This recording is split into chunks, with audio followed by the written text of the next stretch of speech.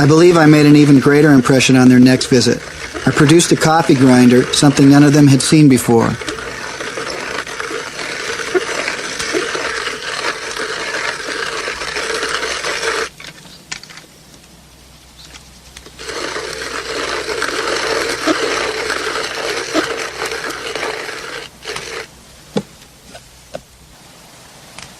Is the coffee not good?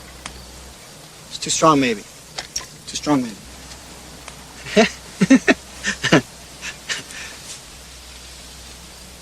Sugar. You want some? You want some?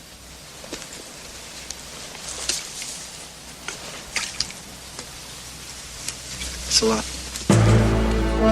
Cinemação, o seu podcast sobre cinema. Acesse nosso site cinemação.com. Cinemação.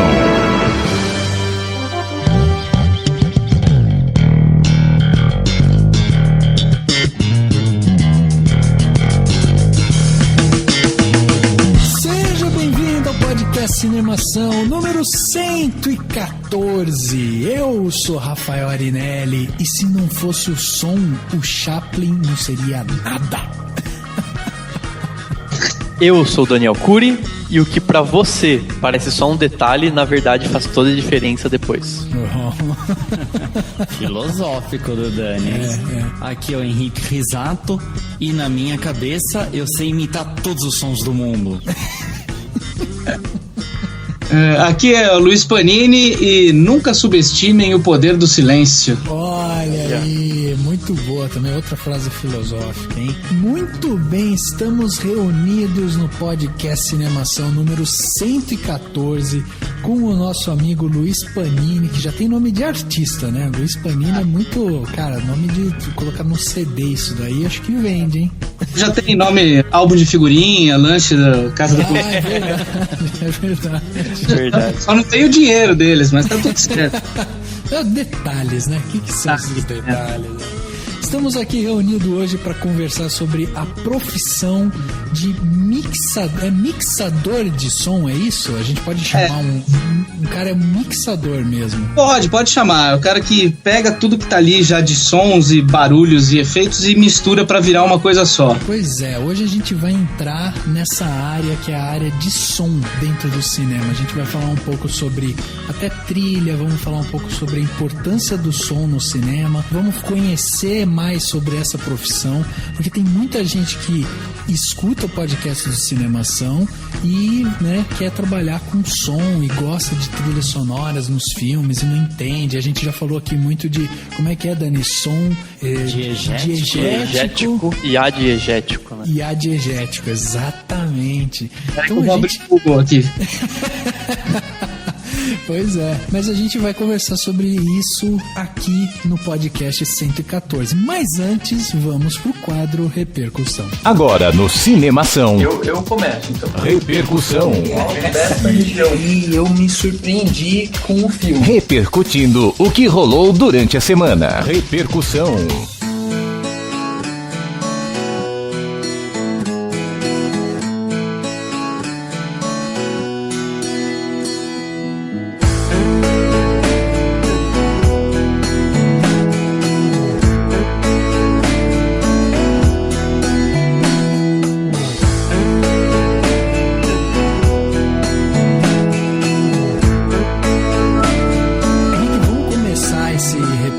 Com um efeito sonoro, já que você é o cara dos efeitos sonoros. Faz um efeito sonoro aí de, por exemplo, buzina de carro. Tipo, eu tô falando com o Daniel e aí você vai ser o nosso sonoplasta. Então eu tô conversando com o Daniel, cadê os efeitos de carro?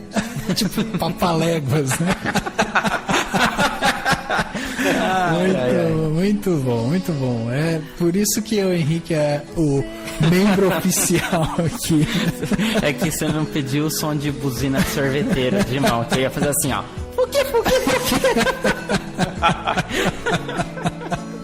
Que porcaria. Muito bem, começando aqui Repercussão, mais um Repercussão. E a gente precisa lembrar, né, Henrique, as pessoas como que elas fazem para escrever pro Cinemação, já que elas querem mandar pra gente seus comentários. Agora que a gente começou com a campanha Saia do Armário, comentarista de podcast, começou a vir um monte de comentário. Então é bom lembrar todo mundo como é que eles fazem para escrever pro Cinemação. Como é que é? O pessoal só tava esperando uma oportunidade pra sair do armário. É, mais ou menos. Bom, você tem diversas formas de escrever pra gente. Se quiser mandar um e-mail, é o contato@cinemação.com. No Facebook, é o facebook.com/cinemação. Se quiser falar com a gente através do Twitter, tem o @cinemação, o @Daniel Cury, que é o do Dani, @Arinelli do Rafa e o @Henrique Risato, o meu. Pelo Instagram é o @cinemação. E a gente também tá sempre lá na web Rádio Vagalume. Se você quiser ouvir o Cinemação não diretamente do site, entra lá toda sexta-feira às 10 horas da noite, com reprises aos sábados ao meio-dia. Muito bem, é bom lembrar. Isso, né? Lembrando o próprio site, né? cinemação.com. E todas essas formas de contato, em nenhum momento você vai colocar o tio ou cedilha, porque não se usa isso na internet. É legal falar que essa semana eu e o Daniel comentamos sobre o Henrique no Twitter e ele nem ficou sabendo. A prova de que ele nem acompanha. Eu acho que eu comentei. Mas me sigam no Twitter, mal porque de eu fico você feliz. Aí ele nem tá nem aí. Será que tem haters meus no Twitter? Tipo, Então, você nunca vai saber porque você não vê. Você não tem hater, porque quem não tá no Twitter não tem hater. Ah, então é uma maneira de eu me proteger. É, exatamente. Inclusive, acho que nos próximos a gente já pode até tirar o @. Ah, não, mas daí vai diminuir. Eu gosto de olhar lá, tem 700, 800, 900. Não, mas e daí? Não é pra gostar, você tem que interagir. O público tá aqui pra receber a interação. Não, então aproveitando que essa gravação está rolando no 1º de dezembro, eu vou começar a postar uma vez por ano. Ótimo, ótimo. É bom também lembrar, pessoal, que no dia 19 de dezembro a gente vai fazer um break aqui no podcast do Cinemação.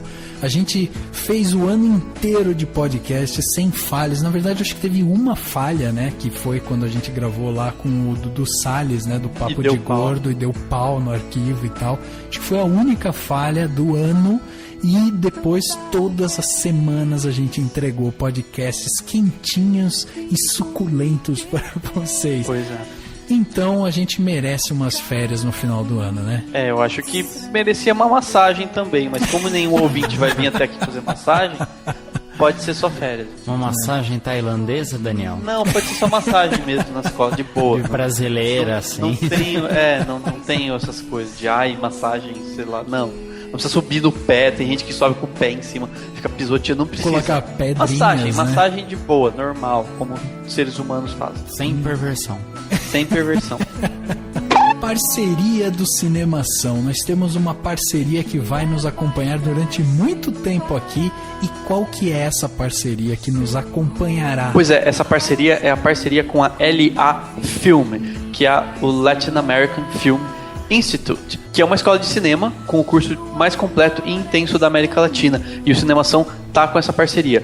Então, além da LA Film atuar como produtora de cinema e conservatório de artes, ela também promove intercâmbio cultural com várias escolas de diversos lugares do mundo. Então, para conhecer um pouco mais essa escola, para você poder fazer um curso de cinema, de roteiro, de várias coisas da área de atuação, de várias áreas da produção cinematográfica, você pode entrar no LA Film, que é o LAFILM.com.br. Entra no site, conheça lá a estrutura deles, vai fazer uma visita se você estiver na capital paulista ou nos arredores, vai lá fazer uma visita, saiba um pouco mais. Período de fim de ano é a melhor época do mundo, do ano, diga-se de passagem, para se fazer planos pro ano que vem. Então, de repente, ano que vem vamos fazer um curso, vamos estudar, vamos aprender, vamos crescer, vamos ser seres humanos melhores. E para ser um ser humano melhor, a gente precisa estudar. E a LA Film faz isso, ela faz seres humanos melhores. Olha aqui, acho que eu vou chegar lá no marketing dele. Seres humanos melhores. Não é muito bom isso. E em 2015 estaremos lá como estudantes também da LA Film, ou seja, a própria equipe confia muito. É isso aí. Se As você pessoas se matricular, você corre o risco. pra conhecer a gente. É Você isso corre o mesmo. risco de você ter o Henrique do Cinemação pedindo cola pra você em algum trabalho, alguma coisa assim. Ótimo. Mas aí tudo bem que ele pode te xingar no Twitter e você não vai ver.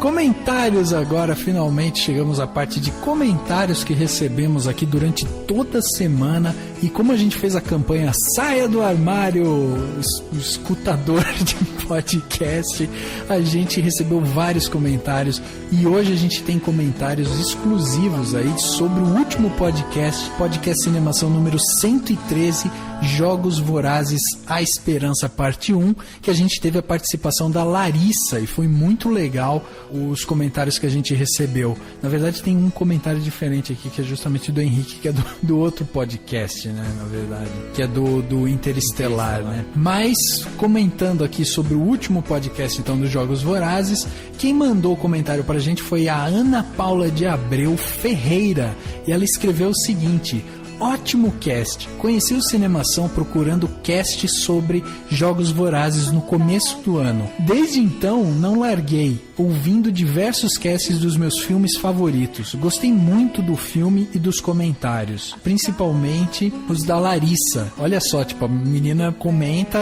acompanha a gente, e os comentários que ela mais gosta é da convidada. Ou seja, ela só vai ouvir esse, né? Os melhores podcasters são aqueles que têm o feeling para conseguir bons convidados. Exatamente. É um hábito importante. Na verdade, ela só gostou dos comentários da Larissa porque foi a gente que trouxe a Larissa aqui. Claro, com certeza. E ela continua, né? Então gostou principalmente dos comentários da Larissa, que conheço do Literário Cast e fez uma boa comparação dos filmes e dos livros. Eu não sei porquê, mas sempre comparei a Katniss com a Scarlett O'Hara do O Vento Levou, meu filme favorito. Talvez por serem personagens femininos fortes, com décadas de diferença, mas me inspiram igualmente. Meu ranking das adaptações de 2014 são: em primeiro lugar, Garota Exemplar; em segundo lugar, A Culpa é das Estrelas; em terceiro, A Esperança; e em quarto, Se Eu Ficar. O que é isso, abismo? Tipo, abismo. Abismo, deve ser algum filme. É um abismo de diferença. No meio do meio tem um abismo. Divergente, tipo, entre Se Eu Ficar e Divergente tem um abismo. Olha, eu acho que é, porque eu não lembro de ter um livro barra filme chamado Abismo. Porque olha, Divergente... Aí seria em quinto lugar Divergente, mas assim, na verdade tem um abismo entre eles. Eu acho que nem em quinto lugar, tipo, Se Eu Ficar, aí tem um abismo, e aí tem Divergente. O livro já não é grande coisa e o filme é pior ainda, ela comenta, né? E o Hobbit eu nem comento, porque já se afastou do livro no primeiro filme. Abraços. Bom, muito legal o e-mail da Ana Paula. Assim, o bom é que ela também não mandou nenhum spoiler, né? E, cara, eu concordo aí com a sua lista. Eu acho que é por aí mesmo. Esse ano a gente teve algumas boas adaptações de livro, né? E legal que ela é uma ouvinte nova. Tudo bem, ela já fez aniversário de 1 ano, né? Se ela começou a acompanhar a gente no Em Chamas. Mas assim... mas já deu 1 ano. Legal, foi ano passado Em Chamas. As grandes adaptações desse ano, a gente fez podcast. A gente fez todos os filmes que ela falou. Fez Se Eu Ficar. Beleza. A gente só não fez do Abismo. Só não fez do Abismo. Do Divergente também. Do Divergente. Do Detergente.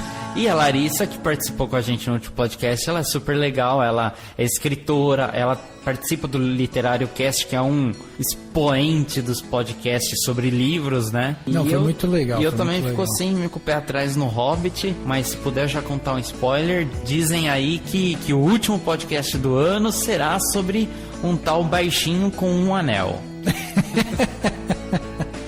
Dani, vamos lá, comentários aí.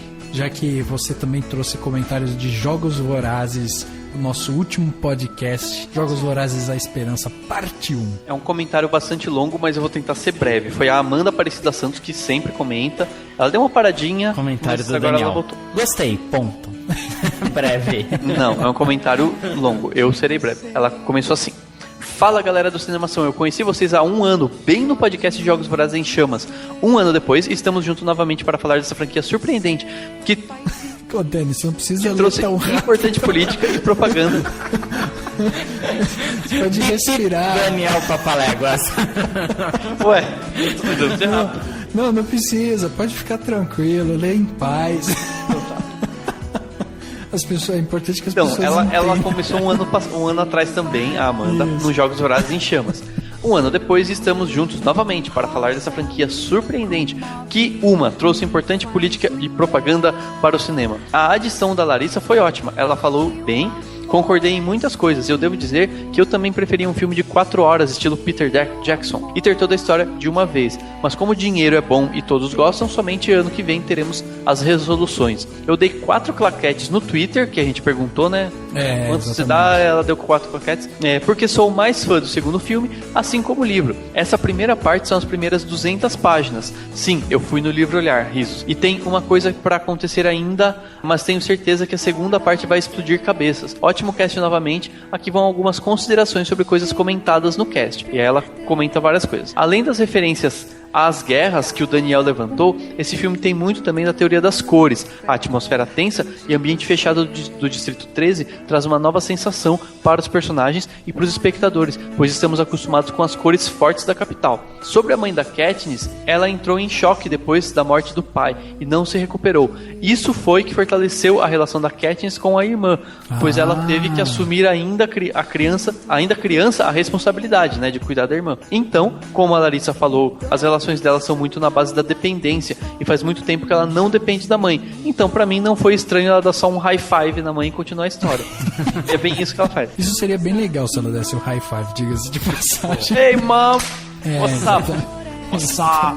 Mas aí, ela comenta umas coisas assim, nem é tão spoiler, mas eu não vou comentar o que a Amanda colocou aqui, porque pode ser que algumas pessoas não gostem. E no final, a Amanda continua assim, ela finaliza: não chorei porque não sou dessas, mas escutei a música da Árvore Forca em loop nos dias seguintes, e digo mais, se fosse a Suzanne Collins, já tinha começado a escrever sobre os dias escuros, fazendo uma série prequel para mostrar como que a sociedade chegou ao ponto de aprovar os Jogos Vorazes. Só percebi que o comentário ficou gigante depois que tirei do bloco de notas e coloquei no site. Então vou ficando por aqui, ótimo cast novamente. Valeu, Amanda, muito obrigado. Achei sensacional os comentários, gostei da ideia do high five na mãe, gostei bastante. Gostei do comentário que ela faz da teoria das cores, né, que faz todo sentido. Muitos filmes se utilizam dessa teoria das cores e tudo mais, aí o roxo e o vermelho, etc. E achei bem legal o comentário dela, ela deu um panorama do que ela sentiu melhor no último podcast e achei bem legal. É muito legal mesmo. Aliás, pô, Amanda, por que você ficou tanto tempo sem escrever pra gente? Os comentários sempre foram muito bons e tal. Foi alguma coisa que o Henrique falou? Você desculpe a presença do Henrique nesse podcast que está sendo revista para 2015. Ou mande sua reclamação para o meu Twitter. Pois é, sempre tem. E é legal também a gente dizer, né, que geralmente aqui na parte do repercussão a gente não vai ler comentários com spoilers, a gente vai evitar os spoilers. Então todos os comentários que estão chegando, a gente tá cortando os spoilers, não deixa de ler o comentário, mas a gente arranca os spoilers para que a pessoa que pulou o podcast, que nem a gente teve aí o 113 Jogos Vorazes, o 112 foi Interestelar, às vezes a pessoa viu Interestelar, não viu Jogos Vorazes, vai ver depois, então já pula pro 114 e ela não se preocupa em ficar tomando spoiler na cara no podcast que ela pulou. Então não se preocupem com o podcast aqui no Repercussão. O meu último e primeiro comentário, né? Eu fiquei por último, né? É um bullying que tá acontecendo aqui hoje. Quem escreveu foi o Fernando Machado. Ele falou do podcast número 112, que a gente falou do Interestelar. Aí vai o comentário do Fernando. Boa tarde, amantes do cinema. Nunca antes na minha curta vida de cinéfilo vi tanta discussão e opiniões tão distintas em cima de um único filme. Talvez Cisne Negro e A Origem tenham tido similar repercussão, mas acho que Interestelar superou, muito claro por conta do fanatismo de algumas pessoas, e acredito que por causa desse fanatismo tenham surgido apredejadores do Nolan, né? Fazendo referência ao diretor Christopher Nolan. Não sou fã do Nolan, mas apesar de considerar ele um ótimo diretor e com boas ideias, assisti ao filme, né, o Interestelar, em XD digital. É um formato bacana, mais moderno. É um meio termo entre o comum e o IMAX. O IMAX, É o... Medium IMAX. E realmente a qualidade estética do filme é inegável. E concordo com vocês quando vocês falaram, né, que a narrativa peca em determinados momentos. Ele até faz um retrocesso aí comparando com o Cavaleiro das Trevas Ressurge, né, o último filme da trilogia do Batman do Christopher Nolan. Aí ele falou um pouco sobre a trilha sonora, que ele achou exagerada, talvez o pior trabalho do compositor Hans Zimmer. E ele fala que o problema da música foi a parte assim, ele achou que a música se elevava em alguns momentos, que ela devia ser mais contemplativa, né? E ele continuou aqui. Aliás, contemplação era algo que esperava mais desse filme, assim como mais exploração. Até entendo o foco dado ao planeta Terra, mas acho que o espaço deveria ter sido mais explorado, até porque o que eles estavam fazendo exigiria um melhor estudo em campo, pois estavam num campo de pouca experimentação e muitas teorias. Aí fica difícil continuar lendo o que ele falou, porque realmente ele mandou uns spoilers aí na cara. Aí eu vou ler só a última frase que ele mandou.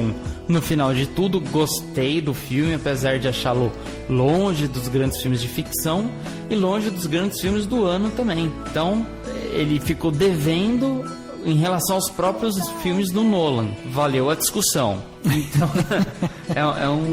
foi tão grande ou um pouco maiorzinho que o comentário do Dani. Mas o Fernando falou algumas coisas bem interessantes quanto a essa questão da trilha sonora, que realmente a gente não criticou tanto, né, a trilha, né? Mas eu gostei da trilha, eu não achei que a trilha é ruim, não. O que, na verdade, atrapalha, talvez, seja justamente essa parte de altura do som e tal. Mas eu também já escutei falar que foi um pouco proposital, que talvez ele queira ter dado essa intenção mesmo, por algum motivo. Às vezes não pra sei tirar o foco de algo da cena e você se ligar mais na música, né? Não sei se foi isso exatamente, entendeu? Mas, de qualquer forma, tipo, eu acho que o menos problemático é a trilha em si. Talvez o problemático seja a altura e como ela tenha sido mixada ali, né? Que é o tema do nosso podcast de hoje, né? Exatamente, que a gente vai conversar agora com o Luiz.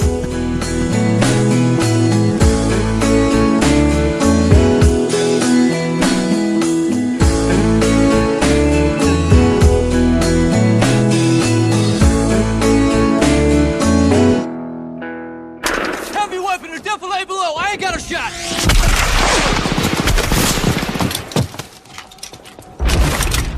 Pincer move, Parker! Target's 8 o'clock low! God grant me strength!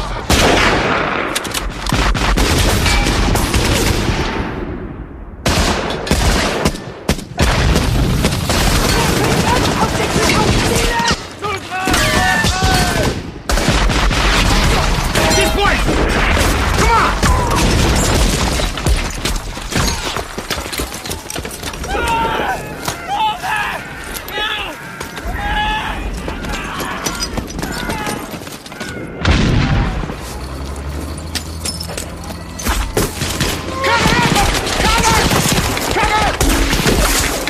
Luiz Panini, estamos aqui para conversar sobre mixagem de som e eu gostaria que você, antes de qualquer coisa, né, se apresentasse. Você chegou aqui com essa carteirada de ser um mixador, um profissional de som dentro de cinema, e gostaria que você contasse um pouco aí, né, de quem é você, o que você faz da vida, com o que você trabalha, além de ser sócio da Panini Gráfica e tudo mais. Eu bem que queria, será que eu vou ver se é algum parente meu lá trabalhando. Bom, basicamente a minha formação desde sempre foi como músico. Eu fui para a faculdade de música, cursando violão erudito. Sou uma pessoa muito chique, lendo o nome.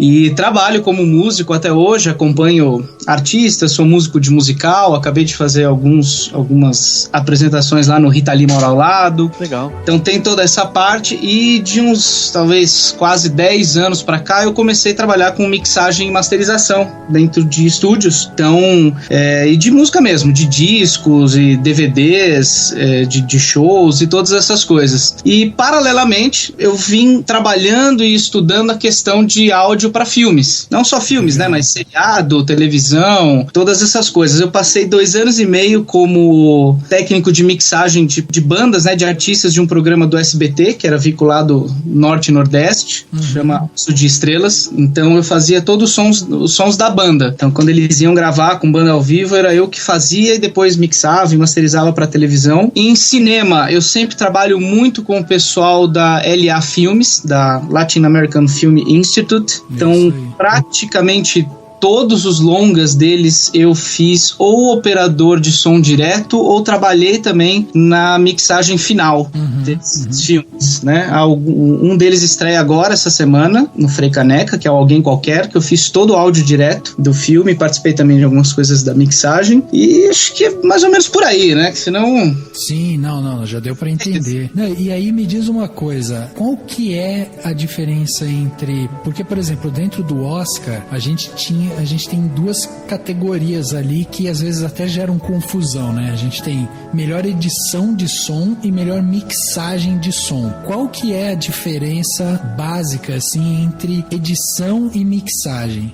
O editor de som, ele vai, como é que eu posso dizer? Ele vai montar todos os sons que existem num filme. Então, talvez a gente até pode colocar quase... É que também tem um prêmio para sound designer, né? Sim. Então, a gente pode dizer que é quase que um trabalho em conjunto. Então ele vai pegar todos os sons que precisam estar naquele filme e vai ou criar ou editar e colocar no lugar. Então ele vai pegar ali a timeline e vai colocar tudo no lugar. Então você pega, sei lá, um filme que eu gosto muito de usar como exemplo, que é o Resgate do Soldado Ryan. Sim. Aquela abertura com aquela cena de guerra, né, do dia D, todos aqueles tiros, bombas, grito, barulho de água, é tudo colocado depois. Entendi. O editor vai ser o responsável por organizar e montar todos esses sons. Okay. E o engenheiro de mixagem, ele vai pegar esses sons todos, assim, basicamente falando, né? Às vezes esses trabalhos ou se completam, ou eu mesmo, a mesma pessoa que faz. O mixador, ele vai pegar todos esses sons, vai misturar para virar uma coisa só, para que quando você escute, soe como se fosse real, como se estivesse mesmo naquele lugar. Como um disco. Normalmente os discos são gravados, cada músico grava num dia, eles são gravados separados, e depois o engenheiro de mixagem vai lá e junta todos os instrumentos para soar uma música só. A gente pode dizer que o editor é que monta e o mixador é que edita. Até dá pra brincar com isso. Eu acho que o editor é o que mais se ferra no começo do processo, né? Porque ele tem que meio que sincronizar, então, né? A imagem ao som. Absolutamente tudo. Então, se você imagina, normalmente, quando se trabalha, principalmente em produções americanas, muito europeias, assim, quando a gente fala de sound design, os caras pegam mesmo o som original que foi gravado no dia e jogam fora. Entendi. Jogam fora. Então, todo e qualquer tipo de som é refeito em estúdio. Tá. Quando saiu o Jurassic Park, em 93, eu lembro que, assim, os sons dos dinossauros foram feitos através da mistura de sons de animais, né? Isso. Então, quem faz essa mistura é o editor de som. O editor e o engenheiro de Foley e de sound design é o cara que vai criar e montar tudo isso daí. Então, você pega, sei lá, sons de nave do Star Wars. Se eu não me engano, eu acho que é no Star Wars que tem algum som de uma nave que é um liquidificador.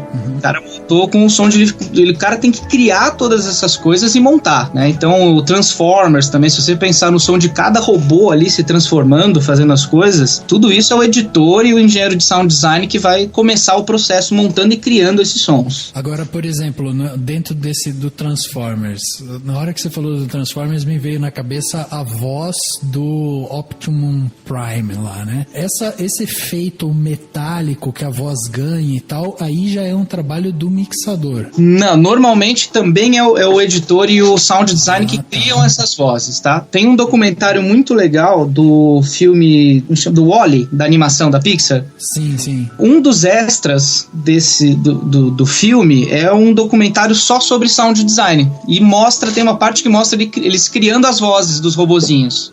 Mostra os caras em estúdio, gravando um ator real, uma uma pessoa de verdade falando, e aí jogando pra teclado, sintetizador e montando essa voz em estúdio. Entendi. É o mesmo cara. O mixador, ele vai ser como o nome já diz, de mixer, né? Ele vai ser um misturador das coisas. Ele vai pegar e misturar pra soar uma coisa só. Normalmente chega pra ele já pronto. Normalmente. Mas pode ser que nem... Às vezes ele já faz parte de uma equipe maior, então ele pode estar junto desde o processo de montagem também. Isso que a gente tá falando é a gente tá partindo do pressuposto de um mercado muito grande, né? Porque eu imagino que no Brasil, tipo, jogam pra você, em produções menores, por exemplo, jogam pro profissional que cuida do som de uma forma geral e ele tem que, assim, montar o que não foi feito e mixar tudo no final. É isso ou não? Como que você vê o mercado, assim, a situação hoje, né?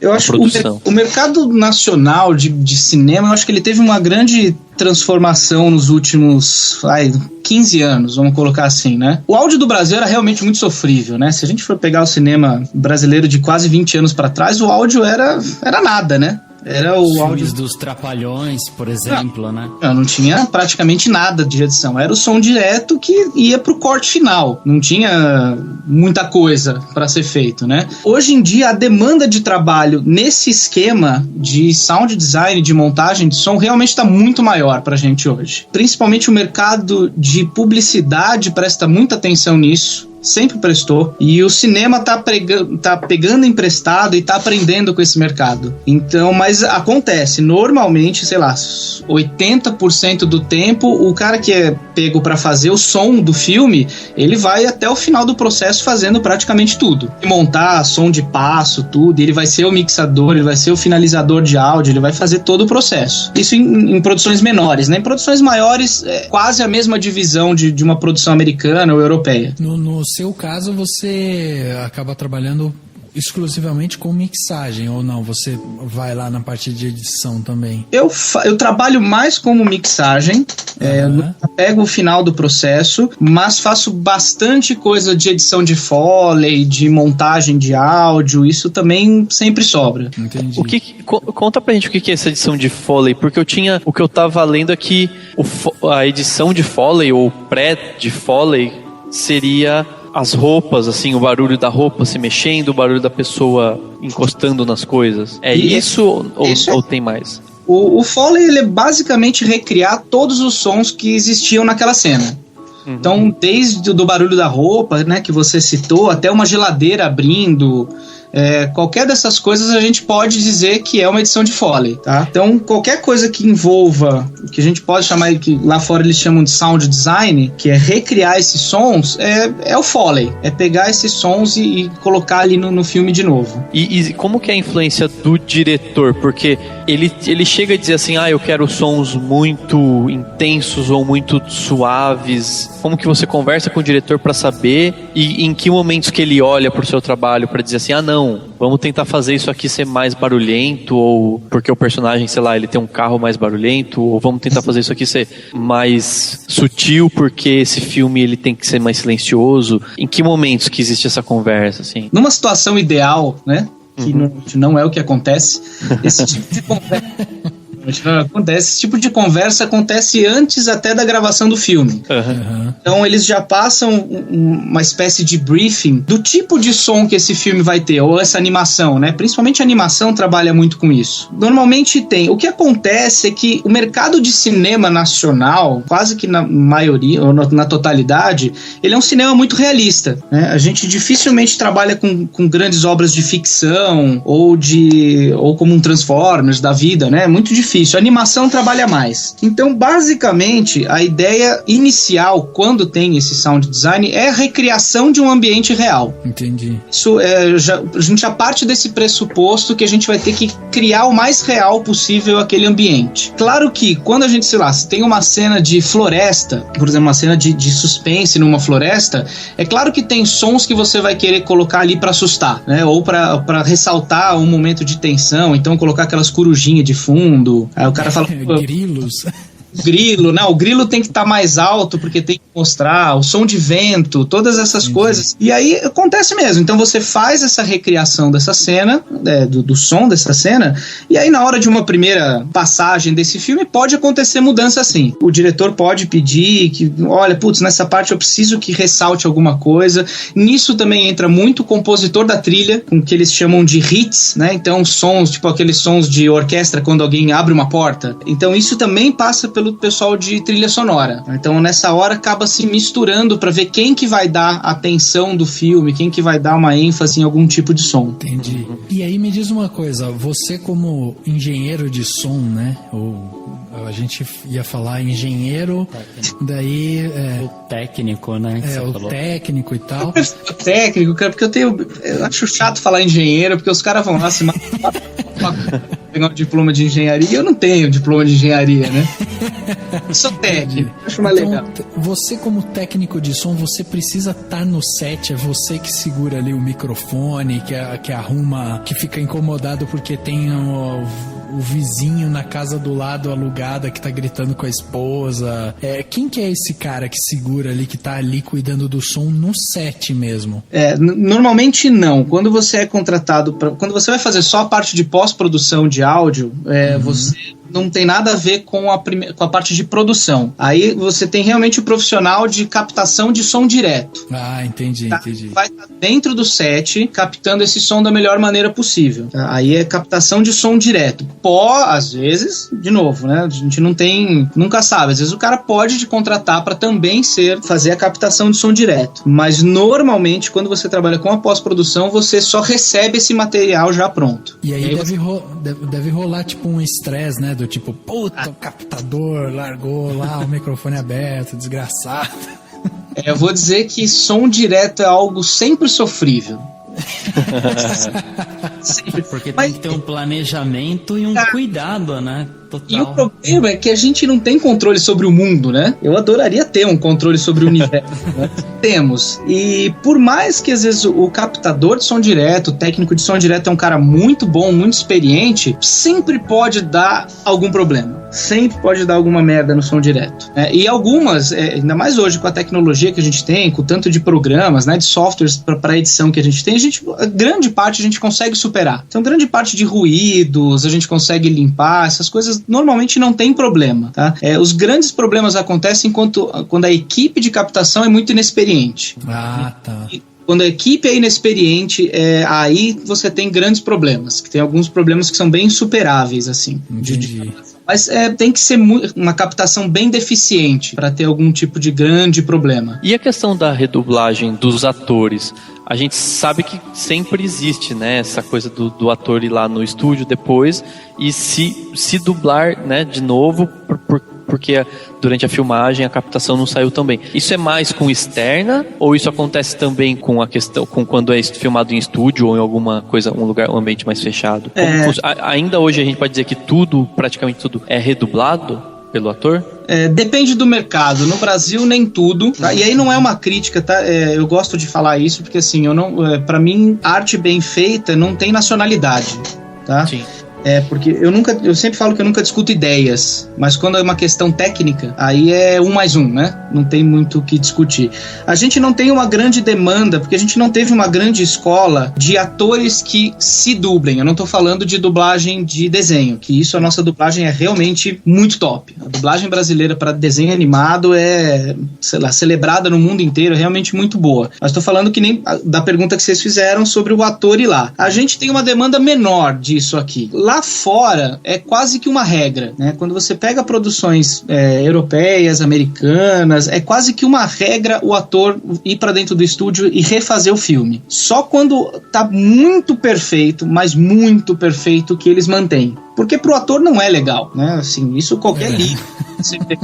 Não é legal, enfim, não é gostoso você entrar num estúdio com um microfone na tua frente, uma tela, seu texto e você ter que recriar aquele som. Não é gostoso. Mas como o apuro técnico, como eu vejo pelo menos isso, eu acho que é uma coisa que precisava se espalhar muito no Brasil. Hoje em dia já se espalha, mas eu queria que fosse mais. Como o americano sempre teve a ideia de indústria, eles sempre tiveram a ideia de que o que eles estavam fazendo era um produto, né? Para vocês terem ideia, o Marlon Brando se preocupava com dublagem, né? Ele gostava de dublar, então ele meio que forçava as produções para fazer dublagem, porque ele sabia que o produto tinha que dar para entender na hora que chegasse no cinema. Então, assim, é muito difícil quando não tem essa dublagem. Cena externa, para mim, deveria ser regra ter a dublagem. E cena externa é sempre muito complicado, muito complicado. Estúdio você consegue contornar, né? Quando você realmente tem um belo de um estúdio, vide nossas novelas, né? O áudio das nossas novelas eu acho muito bom. Assim, de voz, essas coisas, porque o estúdio é muito controlado e você tem isso ali. Aliás, se os atores tivessem que se redublar depois de uma novela, eles iam trabalhar triplicado, né? Porque não é muita cena. Né? Acho que não daria tempo, né? Não tem nem tempo. São muitos episódios seguidos. Não tem condição. A cena externa de novela acontece bastante. Em cena externa acontece bastante de precisar dublar, né? Agora interna não, nem vocês falaram, é muito trabalho, né? Não teria nem como. Acho que até por isso eles tomam tanto cuidado com a captação de áudio. E quando você fala de captação e essa parte dessa redublagem, é porque, assim, não saiu o áudio, vamos dizer, perfeito, 100% perfeito na hora. Então eles resolvem regravar para que aí sim ele fique 100% perfeito, porque senão é mais ou menos a mesma coisa, né? Quer dizer, você, tipo, o cara vai, grava, aí deve ser detalhe isso, não é? Não sei, fiquei com essa sensação agora.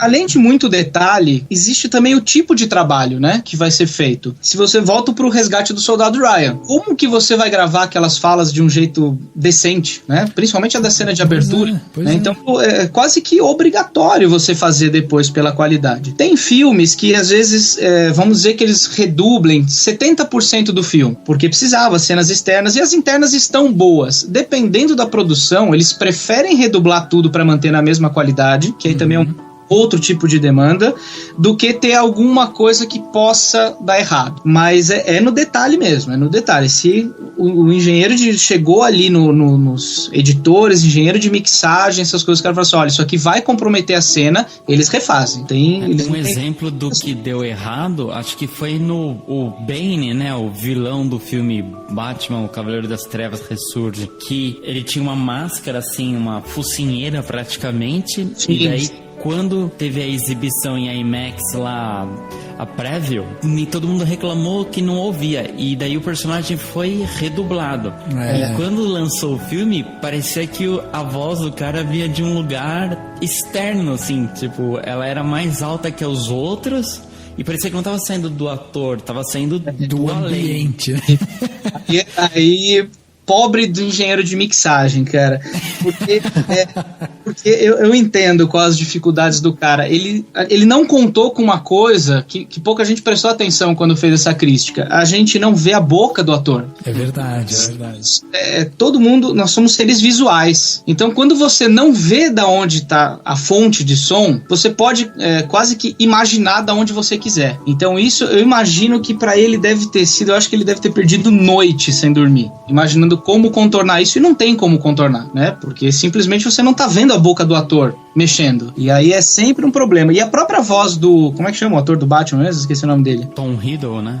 Não, Tom Hardy. Tom Hardy. Eu não lembro. Eu sei que as próprias vozes do Batman mesmo, eles mudaram isso digitalmente depois.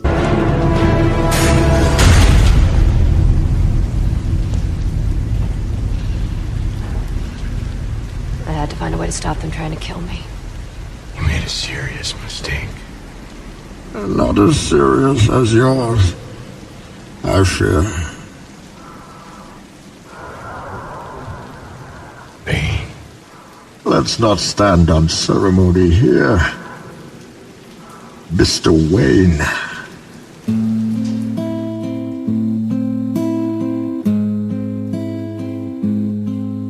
Agora me diz uma coisa, nesse sentido, porque assim, aí tudo bem, a gente tem um problema que a gente pode considerar de mixagem, porque você percebe que a voz do Bane, nesse caso, tá saindo meio que do ambiente, ela não foi muito bem mesclada com o fundo ou com o ambiente mesmo que ele ali tá. Mas assim, nesse último filme do Nolan, que é o Interestelar, a gente viu muito problema também na parte da trilha. O pessoal falando que a trilha subia muito e encobria um pouco a voz dos personagens e tal, e que às vezes, principalmente para os americanos, eles tinham até dificuldade às vezes em entender o que os personagens estavam falando, né? Nesse caso dessa mixagem da trilha com a fala, não sendo a parte de ambientação, como você falou, também é um trabalho do técnico de som? Também vai entrar para esse último profissional de mixagem. Ah, tá, entendi. Também entra nessa questão do cara. Ele vai ser praticamente o último a mexer no filme antes que esse filme fique pronto. Tá, então, entendi. Colorista, essas coisas são quase que os últimos a mexer no filme, né? Eles mexem com uma versão do filme, se eu não me engano, o termo é locked, que é quando é a versão já fechada da edição. Então, assim, eu não assisti ainda o Interestelar, que é uma falha, né? Não tive tempo ainda de ver.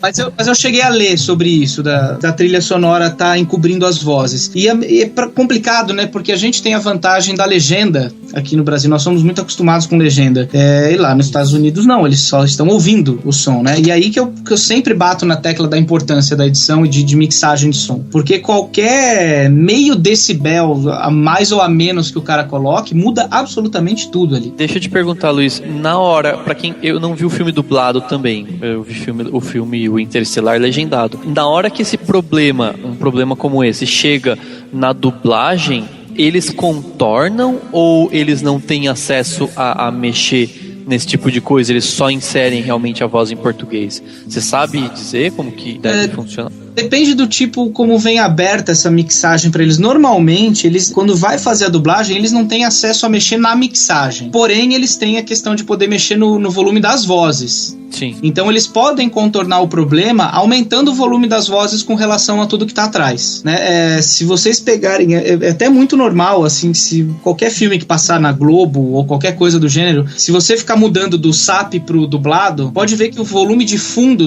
de tudo que tá no fundo do dublado é sempre mais baixo. Sim. E quando você pega o original, tá? Porque realmente eles não têm muito acesso a conseguir encaixar da melhor forma possível. Eles têm que lidar com dois produtos prontos, vamos dizer assim, todo o áudio do filme sem as vozes e a voz. Aí você tem que ficar jogando e tentando fazer aquilo funcionar junto. Aí é difícil. Então o atalho é jogar a voz lá pra cima, né? A voz em português. Eles vão jogar um pouquinho, mas provavelmente eles vão fazer isso. Provavelmente eles vão jogar um pouco mais pra cima. E eu até acho que eles vão, lá nos Estados Unidos, eles podem até refazer essa mixagem e fazer novas cópias. Depende do orçamento do filme. Talvez não tenha mais orçamento, aí ferrou. Isso que eu tava pensando. Tipo, então assim, é uma falha, de certa forma. Muita gente critica a dublagem, né? Porque o filme dublado vem com o som mais baixo e tudo mais.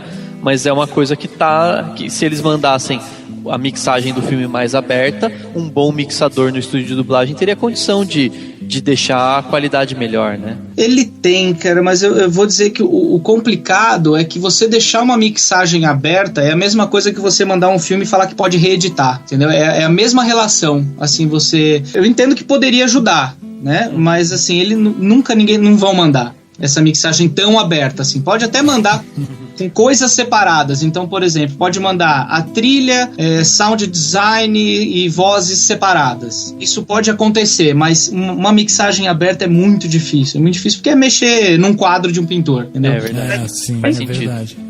É realmente um erro. É por isso que tem alguns que ganham prêmios e outros não, né?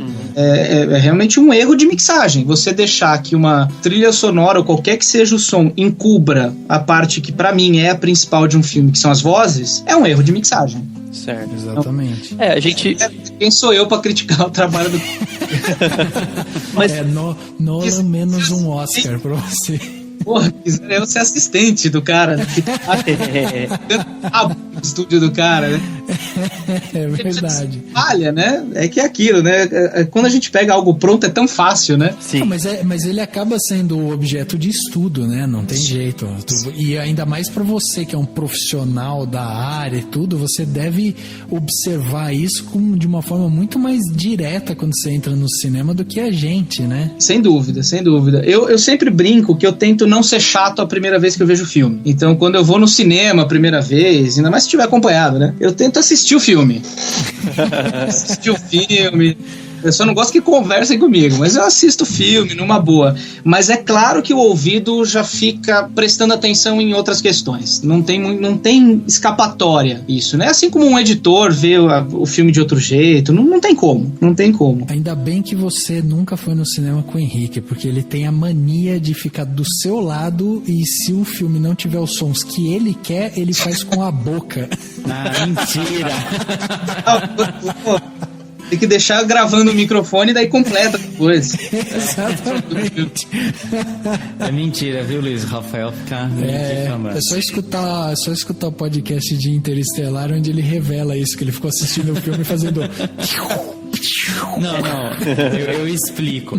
É porque muito... no som, no espaço, o som não se propaga, né? Exato. E os filmes de Guerra nas Estrelas vão contra isso, né? Exatamente. Não teria som algum, né? Exatamente.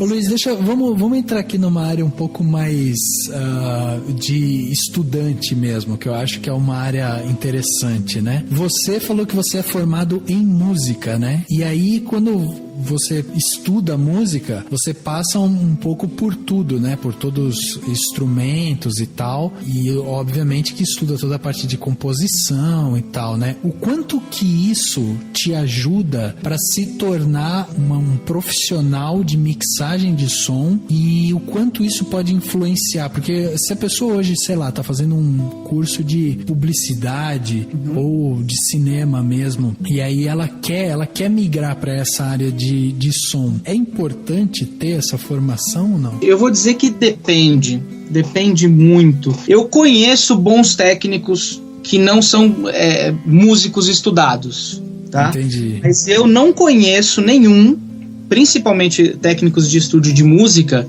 que nunca tocaram nenhum instrumento. Eu não conheço. Eu acho que a formação musical nesse meio de áudio é uma ferramenta a mais, porque desde muito cedo você se acostuma a ouvir e separar sons. Ah, tá, entendi. Então quando você estuda, ainda mais eu que fui estudar a questão de música erudita mesmo, você nem passa tanto por instrumentos, mas você passa muito por estudar teoria, orquestração.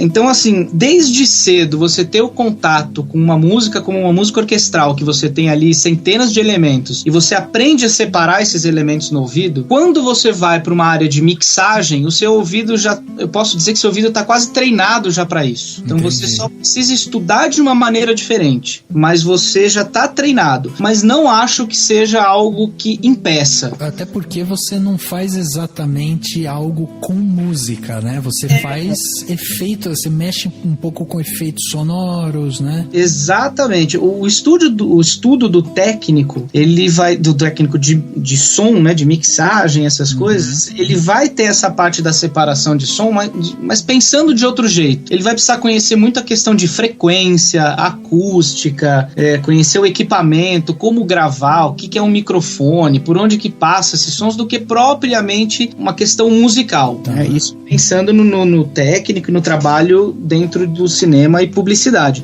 Do cinema, televisão, essas coisas. Quando você trabalha como um técnico, grande parte do meu trabalho, que é um técnico de estúdio voltado para música, aí eu acho essencial. Aí é essencial você ter conhecimento musical, porque aí você está lidando com instrumentos musicais. E aí você conhecer esses instrumentos te facilita muito o trabalho. Mas dentro da parte de sound design e mixagem, nem tanto, né? Mas é sempre agregador, né? É sempre um conhecimento a mais que eu acho que vai só ajudar, não vai atrapalhar nunca. Eu imagino que pra você, a hora que você escuta uma trilha, você consegue falar, puta, que trilha legal, ou falar, nossa, que merda de trilha. Acontece. É que aí trilha também entra muito na questão de gosto, né? De você gostar. Sim, tipo daquela música ou não, mas mesmo você não gostando, ainda mais depois quando você começa a trabalhar com essas coisas, você aprende a separar o seu gosto da questão técnica. Então você aprende a separar você gostar ou não do estilo da música, ou se ela está contando ou não a história que ela tem que contar. Entendi. E a colocação no mercado de trabalho, Luiz? Tipo, você tá bem colocado, mas seus colegas, conta um pouco sobre isso, assim. O gerente do meu banco não acha que eu tô bem colocado, não. Me vive me ligando aqui, reclamando da minha colocação, que não é. Tá, Miguel. Eu chego lá. Eu acho assim, o mercado de áudio, ele sofreu uma grande transformação, talvez até maior do que quando houve a transição da fotografia analógica para digital, né? Porque hoje uma pessoa dentro de casa tem a possibilidade de ter um estúdio profissional muito funcional, né? Eu tô falando com vocês do meu estúdio que fica dentro da minha casa. Então eu posso trabalhar de bermuda e chinelo, se eu quiser. Até 10 anos atrás, isso não acontecia. Então o profissional precisava de um estúdio bom para trabalhar, todas essas coisas. O que é bom, por um lado, de você ter essa popularização do equipamento e da técnica. Por outro lado, ele pode ser uma faca muito complicada. Ele pode abrir o mercado para muito profissional sem conhecimento. E aí eu acho que o estudo do profissional, o quanto mais, por isso que eu até falei da questão da música, porque quanto mais ele puder agregar em questão de estudo, ele vai ser um profissional mais bem cotado. Então, um engenheiro de mixagem que também entende muito de som direto, que entende muito da tecnologia em si, que pode ajudar todo um processo de produção, ele vai ter mais um mercado de trabalho do que um cara que é mais fechado. A demanda de áudio hoje está muito maior, né? Aquilo que a gente estava conversando, eu acho que o mercado de cinema e seriado no Brasil está cada vez maior. Esses dias mesmo, um aluno meu me mandou um média-metragem aí que eles estão fazendo, tudo com sound design e dublagem, que eu até me espantei. Então, assim, o mercado está em crescimento, porém tem essa questão de todo mundo poder fazer em casa, né? Eu acho que a gente vive hoje uma fase complicada para você entrar no mercado, mas quando você entra e você tem esse conhecimento, você dificilmente sai dele e dificilmente vai ficar sem trabalho, tá? Não posso dizer ficar rico, né? Porque lembre-se que como a gente é o último da cadeia alimentar da produção, a gente também é o último a receber. Então normalmente o orçamento para áudio, para trilha tá sempre estourado. Aliás, tem um vídeo ótimo, né, do Porta dos Fundos, que eles mostram isso, né? Dois caras sentados conversando, e aí fica, tira não sei o que, tira o som, tira o colorista, tira não sei o que. E é exatamente isso. A frase que eu mais escuto no meu trabalho é assim tá bom. Então, deixa como tá, né? Não, dá pra melhorar. Você fala assim, cara, dá pra melhorar se a gente fizer só mais isso. Mas assim tá bom. Eu vou fazer o quê? Às vezes eu acabo fazendo mais do que eu, vamos dizer assim, deveria, porque também é muito foda quando tá o seu nome ligado a algum tipo de trabalho, né? Porque você quer mostrar serviço, né? É a sua imagem, né? É a sua imagem, cara. O nosso cartão de visita é o nosso trabalho. Exatamente. Não tem jeito. E uma vez eu li uma entrevista de um produtor musical, eu não esqueci, me foge o nome dele agora, um americano, que perguntaram pra ele qual que era o melhor trabalho dele de mixagem e produção. Ele falou assim, o próximo. É verdade. Então, assim, o seu próximo trabalho sempre vai ser o melhor. Então, faça o melhor no último. Faça o melhor que você puder. A não ser que realmente seja abuso, né? Que isso acontece muito. Os caras pedem pra você colocar os Estados Unidos dentro de Carapicuíba, né? Aí você também tem que ter limites de falar, ok, vou até aqui, mais do que isso não vou fazer, né? Exatamente. Sim. Uma coisa que eu tava pensando também, que quando você falou no assim tá bom, que muita gente fala, é a questão de como você deve ter o seu ouvido treinado, né? Assim, não existe isso, assim, por exemplo, eu não tenho tanta prática, eu não presto atenção tanto em detalhes, por exemplo, porque eu vou ao cinema e eu gosto do bom cinema. Você, por lidar com música erudita, violão e mixagem de som, e você tá vinculado o tempo inteiro a isso, você percebe detalhes e nuances que talvez eu não perceba. Então é a mesma coisa com várias outras áreas, né? Que, sei lá, a área de design mesmo, de imagem, né? O cara que é designer, ele olha detalhes que eu vou olhar e eu falo assim, tá bonito, tá bacana, e não, mas precisamos fazer isso. Não é isso também que entra nessa questão de, na hora do assim tá bom? Acontece bastante. Claro que o preciosismo do técnico em questão é muito maior do que o da audiência. Sim. Né? Eu acho que o risco, se a gente for pensar numa larga escala, quando você pensa demais que o detalhe que você tá ouvindo ninguém mais vai ouvir, é a merda da trilha sonora do Interestelar. Entendeu? Eu acho que o perigo, quando você fala assim, não, só eu tô ouvindo isso, ninguém mais vai perceber, é dar uma besteira dessa. Entendeu? Então, agora, é claro que o ouvir é diferente. A gente presta atenção em... Pra mim, por exemplo, se tem coisas que incomodam, por exemplo, que quase ninguém percebe, principalmente em produção nacional, é volume de passo. Eu acho som de passo no cinema nacional pra mim é irritante. Pra mim é sempre mais alto do que um carro que tá passando na rua. Ninguém presta atenção. Se tiver com salto, né? Pelo amor de Deus, né? A mulher tem que estar brava pra estar andando daquele jeito. Então, por exemplo, isso é uma coisa que me irrita profundamente, quando o barulho de um sapato tá alto demais. Pra audiência, provavelmente isso vai passar. Ninguém vai ficar prestando atenção se o sapato tá alto demais. Isso eu concordo que é um preciosismo. Mas eu sempre gosto de tomar cuidado pra não recair nesse erro, porque senão a gente fica numa zona de conforto mesmo. A gente cria essa coisa do ninguém vai ver, ninguém vai ouvir, e normalmente isso vira um erro grande. Mas aí não passa também um pouco aí você precisa ter um técnico de som bom, suficiente pro cara falar, aqui eu dei os ajustes que eram cabíveis.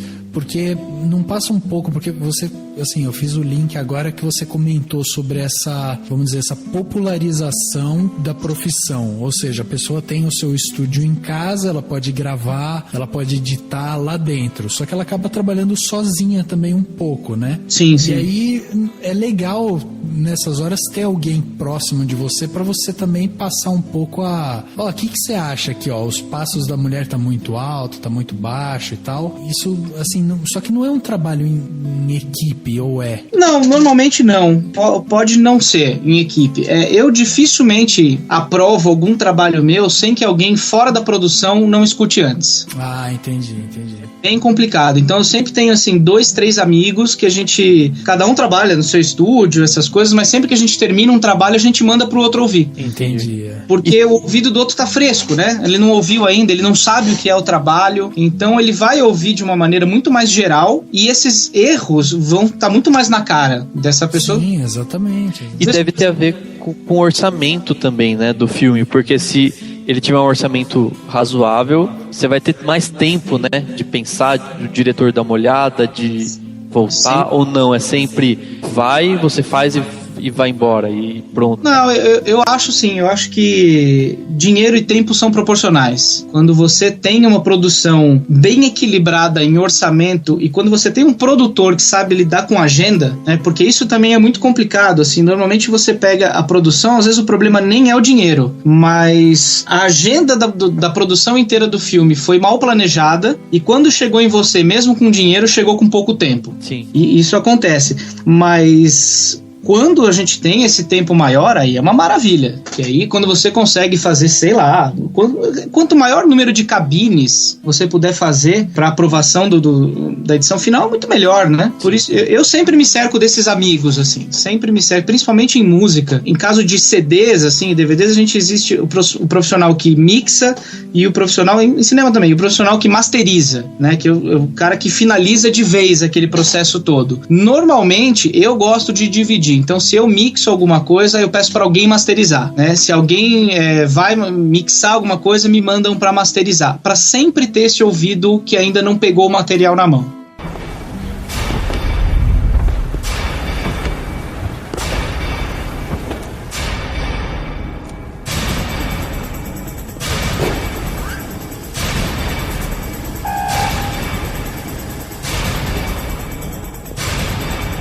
Please remove any metallic items you're carrying, keys, loose change.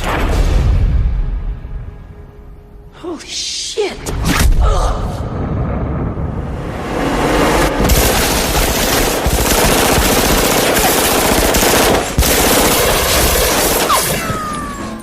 Back up!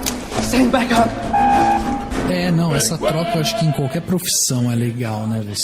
E às vezes você tem o que a gente, pelo menos na minha área, que é o design, a gente fala que a pessoa fica com o olho viciado, né? Quer dizer, você fica trabalhando muito tempo num negócio, aí você já perde sensibilidade de muita coisa e aí você precisa de um olhar completamente novo ali para te trazer esse frescor, né? E críticas e tal. Acho que isso é muito importante, né?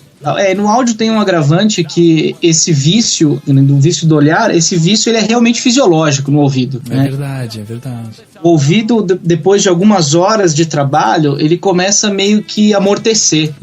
Começa a amortecer algumas frequências, algumas coisas de volume, e você começa a fazer besteira. Porque aquele som, às vezes, de xícara que estava absurdamente alto na primeira hora de trabalho, você, por cansaço mesmo auditivo, você começa a ouvir mais baixo. E aí você fala, tá baixo. Aí você começa a subir. Então, assim, eu sempre tento... Na verdade, é só você ficando surdo, né? Surdo. Você não tá mais ouvindo. Você tem que parar. Então, assim, eu tento tomar as grandes decisões sempre nas primeiras 4 horas de trabalho. Entendi. As 4 horas de trabalho eu sempre vou tentar tomar as decisões mais importantes de áudio. Sempre. Entendi. Aí, depois disso, claro, sempre vou fazer uma pausa, alguma coisa, mas depois disso eu começo a mexer em coisas que são menos importantes, vamos dizer assim. Então, uma colocação de áudio aqui, uma edição ali, outra ali. Mas a decisão grande eu sempre deixo pro começo do trabalho. E se eu vejo que cansou, eu paro. Se eu vejo que em 4 horas, se eram sons muito fortes, tiro ou qualquer coisa do gênero, eu estiver mixando uma banda de rock, e eu vejo que cansou. Eu paro e só volto no dia seguinte. Porque parece que é trabalhar menos, mas na verdade você tá economizando tempo, porque uma vez bem feito do que ter que corrigir 2, né? Exatamente. Minha mãe falava pra mim, faça uma vez bem feito para não ter que fazer 2. Exatamente, ditado de vó, né? Exatamente. Também sempre disse, faz uma vez direito. Ô Luiz, no caso você formado em música, como que se deu essa sua entrada no mundo do audiovisual, né? O que te levou? Você foi fazer algum curso? Alguém te convidou? Você começou por hobby? Como é que se deu essa transição? O primeiro interesse com relação ao áudio foi exatamente por causa de shows, né? Eu ia fazer shows, então eu ia tocar algumas coisas e na passagem de som, né? Que toda banda tem, sempre tem antes dos shows, você precisa se comunicar com um profissional que ninguém sabe se comunicar. Entendi. Então, às vezes, você precisa pedir alguma coisa do seu instrumento que você não sabe falar a língua do cara. Às vezes eu já vi coisas, então, do tipo, se o cara chegasse, meu violão tá sem cor. Cara, não tem um botão escrito cor.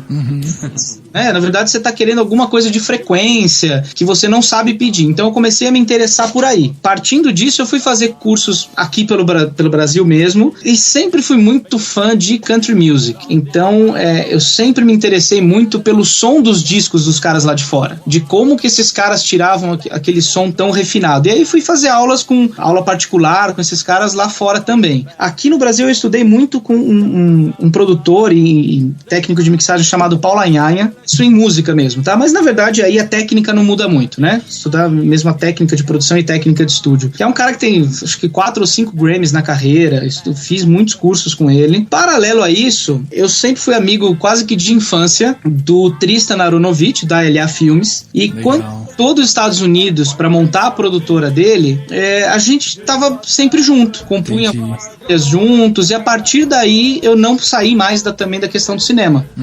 Comecei ali com ele e aí fui desenvolvendo as técnicas, juntando o que eu já estava estudando com as técnicas de cinema, e aí estudando e fazendo as coisas por aí. Então foi a minha entrada, assim. Mas começou com a questão de shows, de querer conseguir conversar com o técnico de som, que eu não conseguia. E aí, nesse caso do audiovisual, você já trabalhou com curta, com longa, com publicidade, você já trabalhou com os 3?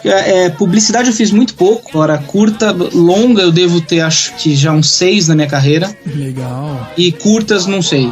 Curtas, fiz bastante coisa. Mas curta, normalmente a gente trabalha com a captação do som direto e edição desse próprio som. Entendi. O longa é que normalmente você tem um cuidado maior. Tá. Já passei essa publicidade menos, porque normalmente a publicidade, ela já fecha, o escritório já fecha tudo de uma vez. O escritório produtora de publicidade já tem o estúdio que sempre trabalha, então é um pouco mais difícil. Você precisa realmente se enveredar por esse caminho, né? Que não tenha vontade de trabalhar só com isso. Mas é muito interessante. Eu adoro, eu admiro muito o mercado de publicidade. Eu acho que o mercado de publicidade é da onde saem os grandes profissionais de fotografia, edição. Se eu não me engano, o Charlone, né, fez... Acho que... Publicidade. Eu sempre admiro muito o trabalho de publicidade. Acho que eles sempre foram à frente do tempo que a gente estava aqui. E durante muito tempo, né, foi o grande ganha-pão desses profissionais de cinema mesmo, né? Total. Profissional, tipo, o cara que era, sei lá, diretor de fotografia fazia tanto publicidade quanto cinema. Só que o cinema era uma coisa que ele podia arriscar mais na parte artística, e aí na publicidade não. Ele fazia mais um feijão com arroz ali e tal, para entregar logo, e aí no cinema ele acabava utilizando um pouco mais da criatividade dele e tal. Então foi um processo meio transitório mesmo, né, entre a publicidade e o cinema. Eu acho, e a gente teve uma grande lacuna, agora eu vou ser apedrejado, né, mas enfim. Desculpa aí, mas a partir do cinema novo, e de novo não vou discutir ideias, tá? Que a questão da ideia suplantava a técnica, e isso eles mesmos diziam, né? Então, assim, a técnica era menos importante do que a ideia e a finalização daquele produto. E eu acho que é um movimento, cara, dos mais interessantes que a gente já teve. Mas a gente teve uma lacuna aí de quase 30 anos, até Cidade de Deus, pelo menos pra mim, onde a técnica cinematográfica e a indústria sofreu muito. Então o cara tinha que ganhar a grana dele de algum jeito. E o melhor jeito dele ganhar a grana sem sair do que ele gostava e sem sair do treino dele de profissional era a publicidade. Sim. Né? Então eu acho que a partir do Cidade de Deus aí a coisa foi uma ladeira acima, assim, uma subida que a gente não vai demorar pra parar de subir. Eu fico muito feliz. Posso dar nomes de filme? Porque a gente tá conversando aqui, eu lembrei de uma situação que aconteceu comigo com o filme O Som ao Redor. Você chegou a assistir? Cara, se eu disser que eu vi só um pedaço desse filme, vão me bater, mas eu vi um pedaço. Tá. Não tem problema. Acho que vão bater se você falar que dormiu, viu um pedaço e dormiu no resto. Esse que eu não gosto do filme, eu assisto até o final. Não, então, porque assim, O Som ao Redor é um filme sensacional em vários aspectos. E a primeira vez que eu assisti ele, fui no MIS de Campinas e era um lugar não tão próprio, né? Tinha carro passando do lado, na ruinha, e eu não entendi muita coisa. Só que eu tenho o Blu-ray do filme. E quando eu fui assistir o filme de novo, teve uma cena, acho que até duas que eu arrisquei, mas teve uma cena que eu tive que colocar a legenda pra entender o que as pessoas estavam falando. Que tá o rapaz com a moça, eles estão deitados na cama, eles estão conversando baixinho, assim. Então agora a gente conversando, eu tenho quase certeza que essa cena não teve redublagem, ela foi só o som direto.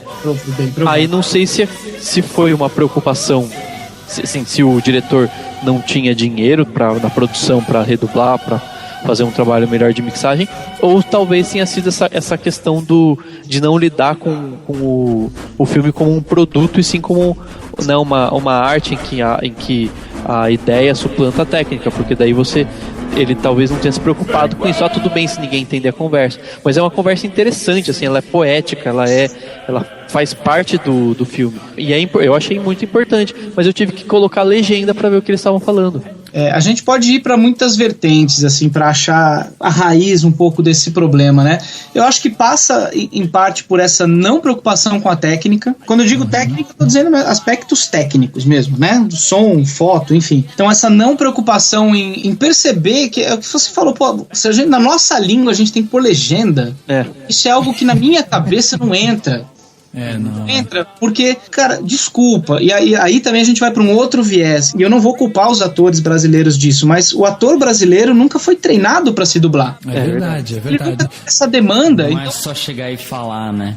Nossa, mas de jeito nenhum, tem toda uma questão de técnica, que quando você vai estudar fora, você vê que isso faz parte de grade curricular. Dublagem faz parte de grade de ator, eles aprendem desde cedo a se dublar. Então, os nossos atores, é até injusto você às vezes pedir para um ator entrar em estúdio. Eu já vi absurdos, vocês vão entender o porquê, de precisava dublar, o ator não conseguiu, chamaram um dublador profissional.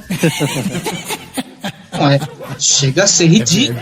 Não, Mas é completamente bizarro isso. Bizarro. Então o ator fez todo um trabalho, na hora que foi pro cinema não era a voz dele. Pois é.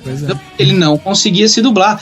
E coitado, porque realmente nunca foi pedido pro ator brasileiro fazer isso. Pode ir pra vários lugares pra chegar nesse problema, mas eu acho um absurdo você ter uma cena que você tem que colocar uma legenda na nossa língua mãe. Eu acho um absurdo. Cara, vai lá, um dia de estúdio, você refaz uma cena dessa. Então, mas às vezes não foi nem a preocupação, né? Sim.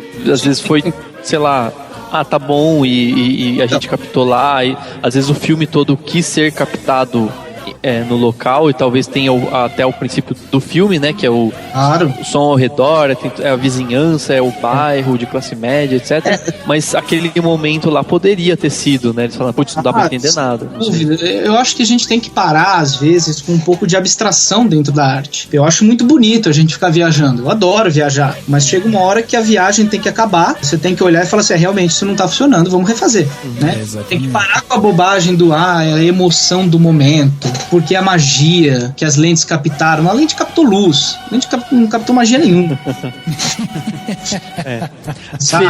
Fellini não deixa a gente mentir, né? Ele ficava berrando pros atores, aí depois redublava tudo, Val. Depois redublava, você quer uma direção mais legal que essa? Então. Certo, de gravação. Então, eu acho que falta ainda um pouco da gente parar com essa abstração dentro da arte, né? Eu acho que a gente precisa virar um pouquinho mais radical. Eu sempre comparo o ser humano assim, meio como que um pêndulo, né? Ele sempre vai ficar pendendo para os lados da radicalidade até uma hora que ele se equilibra. Então eu acho que a gente precisa ir agora um pouquinho mais pro lado radical de técnica, principalmente na parte de som, para depois voltar para um equilíbrio, né? Porque não pode deixar passar um filme tão bonito e as partes que o trecho que eu assisti, desculpa, o diretor, se estiver vendo, os atores, desculpa. De verdade mesmo. Mas é um filme lindo, a história é linda, roteiro, é tudo legal. Como é que você vai, deixar a sua história ser mal contada por causa de um problema técnico? Sim. Exatamente. Isso realmente não entra. Eu ia te perguntar um negócio, Luiz, é mais técnico mesmo. Eu tava pensando numa escala. Então vamos supor assim, ó, eu tô fazendo a mixagem do som do filme, e aí nessa situação que o Daniel falou aqui, eu tenho uma pessoa que tá falando normal, tá? Uma pessoa que tá falando baixo, uma pessoa que tá berrando. Então vamos colocar isso numa escala tipo de 0 a 5. Então a pessoa que berra tá no 5, a pessoa que tá sussurrando tá no 0 e a pessoa que tá falando normal tá no 2,5 ali. O ideal dentro da mixagem é você pegar todos os diálogos e deixar ali no 3, por exemplo. Quer dizer, você aumenta o sussurro, aumenta um pouquinho a fala normal e diminui o berro para você deixar mais ou menos tudo homogêneo, ou não? Vai de situação? Então, aí depende muito do áudio que você vai trabalhar. Se você está trabalhando com o som direto, sem dublagem, eu posso dizer que fudeu, tá? Outra palavra, porque assim, de novo, você pode quase contornar alguns problemas. No caso de uma cena como essa, se tá gravado em um microfone ali, ou por mais que seja 2 ou 3 microfones, se você, por exemplo, cortar, você vai cortar e aumentar e baixar volumes. Como é som direto, você vai abaixar e subir todo o volume de tudo, tanto do fundo quanto da voz. Entendi. Você vai começar a ter grandes diferenças de ruído de fundo, tá? Você vai ter sempre esse problema. No caso, se você tá falando de dublagem, aí a intenção do grito já é uma coisa muito forte, independente do volume que ele esteja, né? Você, claro, vai deixar um pouquinho mais alto do que talvez a voz sussurrada para dar uma intenção de briga, mas se você tá falando em dublagem, a ideia é que a audiência escute tudo com a mesma clareza. Entendi. Agora, com som direto fica complicado, porque você precisa começar a ter muitos cuidados, começar a mexer com ferramentas de compressão, de limpeza de ruído de fundo, porque senão você vai começar a subir e baixar o ruído do fundo também.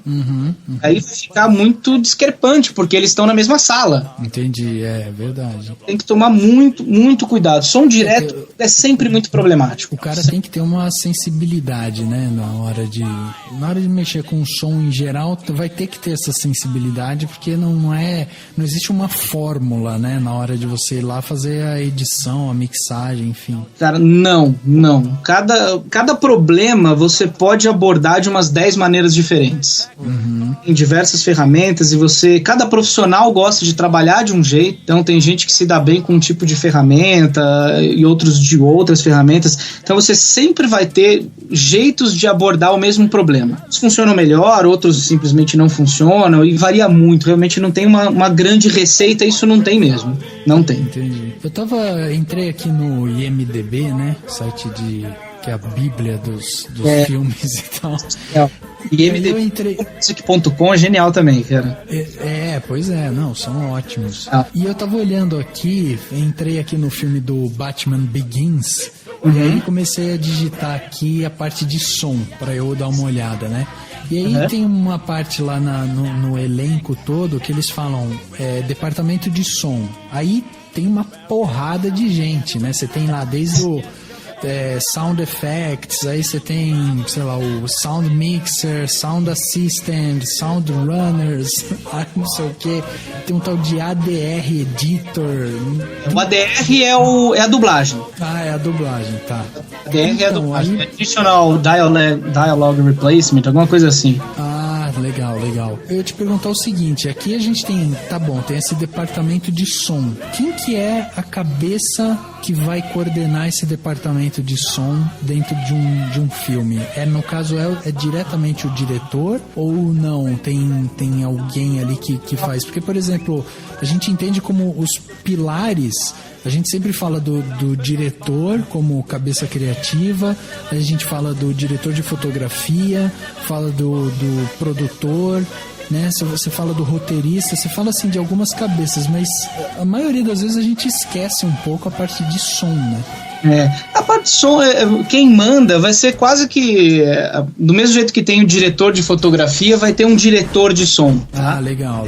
Eu acho uma grande diferença, eu posso até estar falando alguma bobagem hoje em dia, né, mas me corrijam depois, assim, mas uma das grandes diferenças que eu vejo entre o cinema fora do Brasil e no Brasil é que aqui no Brasil o diretor manda mais, o diretor é Deus. Aqui nos Estados Unidos... É o dono do filme, né? Ele é o dono do filme, o dono da bola, ninguém mexe no campinho. Sendo que Europa, Estados Unidos, cara, quem manda é produtor. O cara manda. Ele manda demitir o diretor se ele quiser, entendeu?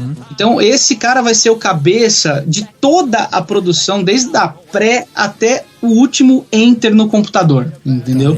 Mas sempre vai ter os diretores de sessão, vamos dizer assim. Então tem o cara que é o responsável, esse cara que é o engenheiro de diálogo, de ADR, provavelmente ele é o cabeça daquela parte. Então qualquer coisa que responder sobre dublagem é esse cara.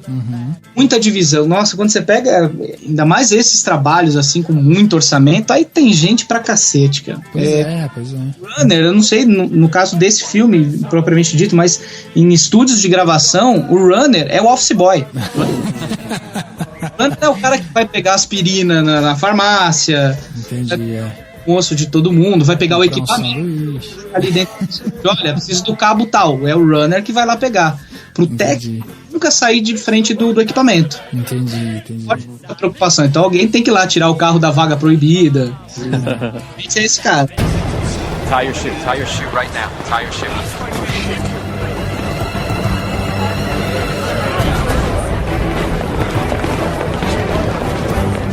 Wait.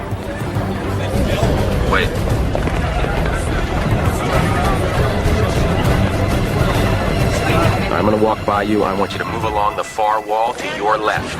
In 4, 3, 2, 1, stand up. That's it. Eu procurei aqui por diretor de som, mas não encontrei no Batman Begins. Aí vim aqui no Cidade de Deus, também não achei nada de diretor de som. Não, é difícil você ter um nome propriamente dito, assim, é exceção mesmo. Então o cara que manda na mixagem é o cara que manda na mixagem. Entendi. Né? E normalmente todos se reportam ao produtor, deveria ser. Eu acho que é uma coisa muito mais fácil de você trabalhar. Você faz isso, você se reporta ao produtor, no caso. Eu prefiro, mas normalmente eu tô preso a me reportar a quem manda, né? tô preso, eu falo assim, se é o diretor que a gente conversa. E normalmente o diretor tá sempre junto pela questão artística, né? E que eu acho que tem que estar mesmo, né? Tem que ter, mas tem que ter, além do dono da bola, tem que ter o dono do campo, sabe? Sim, sem dúvida. Quando não tem, normalmente dá problema. Em termos de tempo de trabalho, essas coisas, você como mixador, técnico de som e tal, você consegue abraçar quantos projetos assim por mês, por exemplo? É difícil, depende muito do trabalho, cara. Aí é muito difícil. Tipo longa. Não, longa não dá. Longa você tem que... É só ele, né? É o ideal. Ainda mais se tiver sound design, Foley, essas coisas, o ideal é que você fique nesse trabalho. Mas, de novo, é o ideal, né? Se você não tem, por exemplo, então vamos dizer que o trabalho de um longa levaria 1 mês, mas os caras chegam e falam que não tem dinheiro, aí você chega e fala assim, ok, vai levar 6, porque eu vou ter que ganhar dinheiro de algum lugar. Exatamente. Sim, ao invés de trabalhar às vezes 10 horas por dia no projeto desse longa, eu vou ter que trabalhar 4, né? Tá, em outros. Então varia muito mesmo. Depende muito do processo. Mas é muito difícil você ter um filme, mesmo curta-metragem, que dure menos do que 1 semana de trabalho. Pelo menos pra mim. Eu acho difícil. Não que não dá pra fazer, eu consigo editar o áudio rápido, né? Não tenho problemas quanto a isso. Mas aí entra muito uma questão de preciosismo também, né? Se você colocar o processo todo entre receber o arquivo, montar a sessão, organizar tudo que precisa ser organizado, que normalmente vem desorganizado, parar assim, pelo menos um dia para você ver o que tá acontecendo naquele projeto todo. Aí no dia seguinte você vai ligar pro diretor, fala assim, olha, tá com tal e tal problema. Aí no outro dia você trabalha naquilo. Então sempre vai dar 5, não tem como. Eu acho muito difícil, assim, muito difícil. O que você pode fazer é encavalar projetos, né? Então você pegar no mesmo dia e trabalhar com 2, 3. Entendi. Na verdade é o que acaba acontecendo, né? Principalmente eu que continuo trabalhando como músico e como técnico de mixagem e masterização de música mesmo. Então eu sempre vou estar gravando um disco, mixando outro e masterizando outro, por exemplo. Você dá aula também, não dá, Luiz? Eu dou algumas aulas. Hoje eu dou menos, mas ainda dou aula também, quando sobra tempo. E aí, como é que você faz pro seu dia durar 36 horas?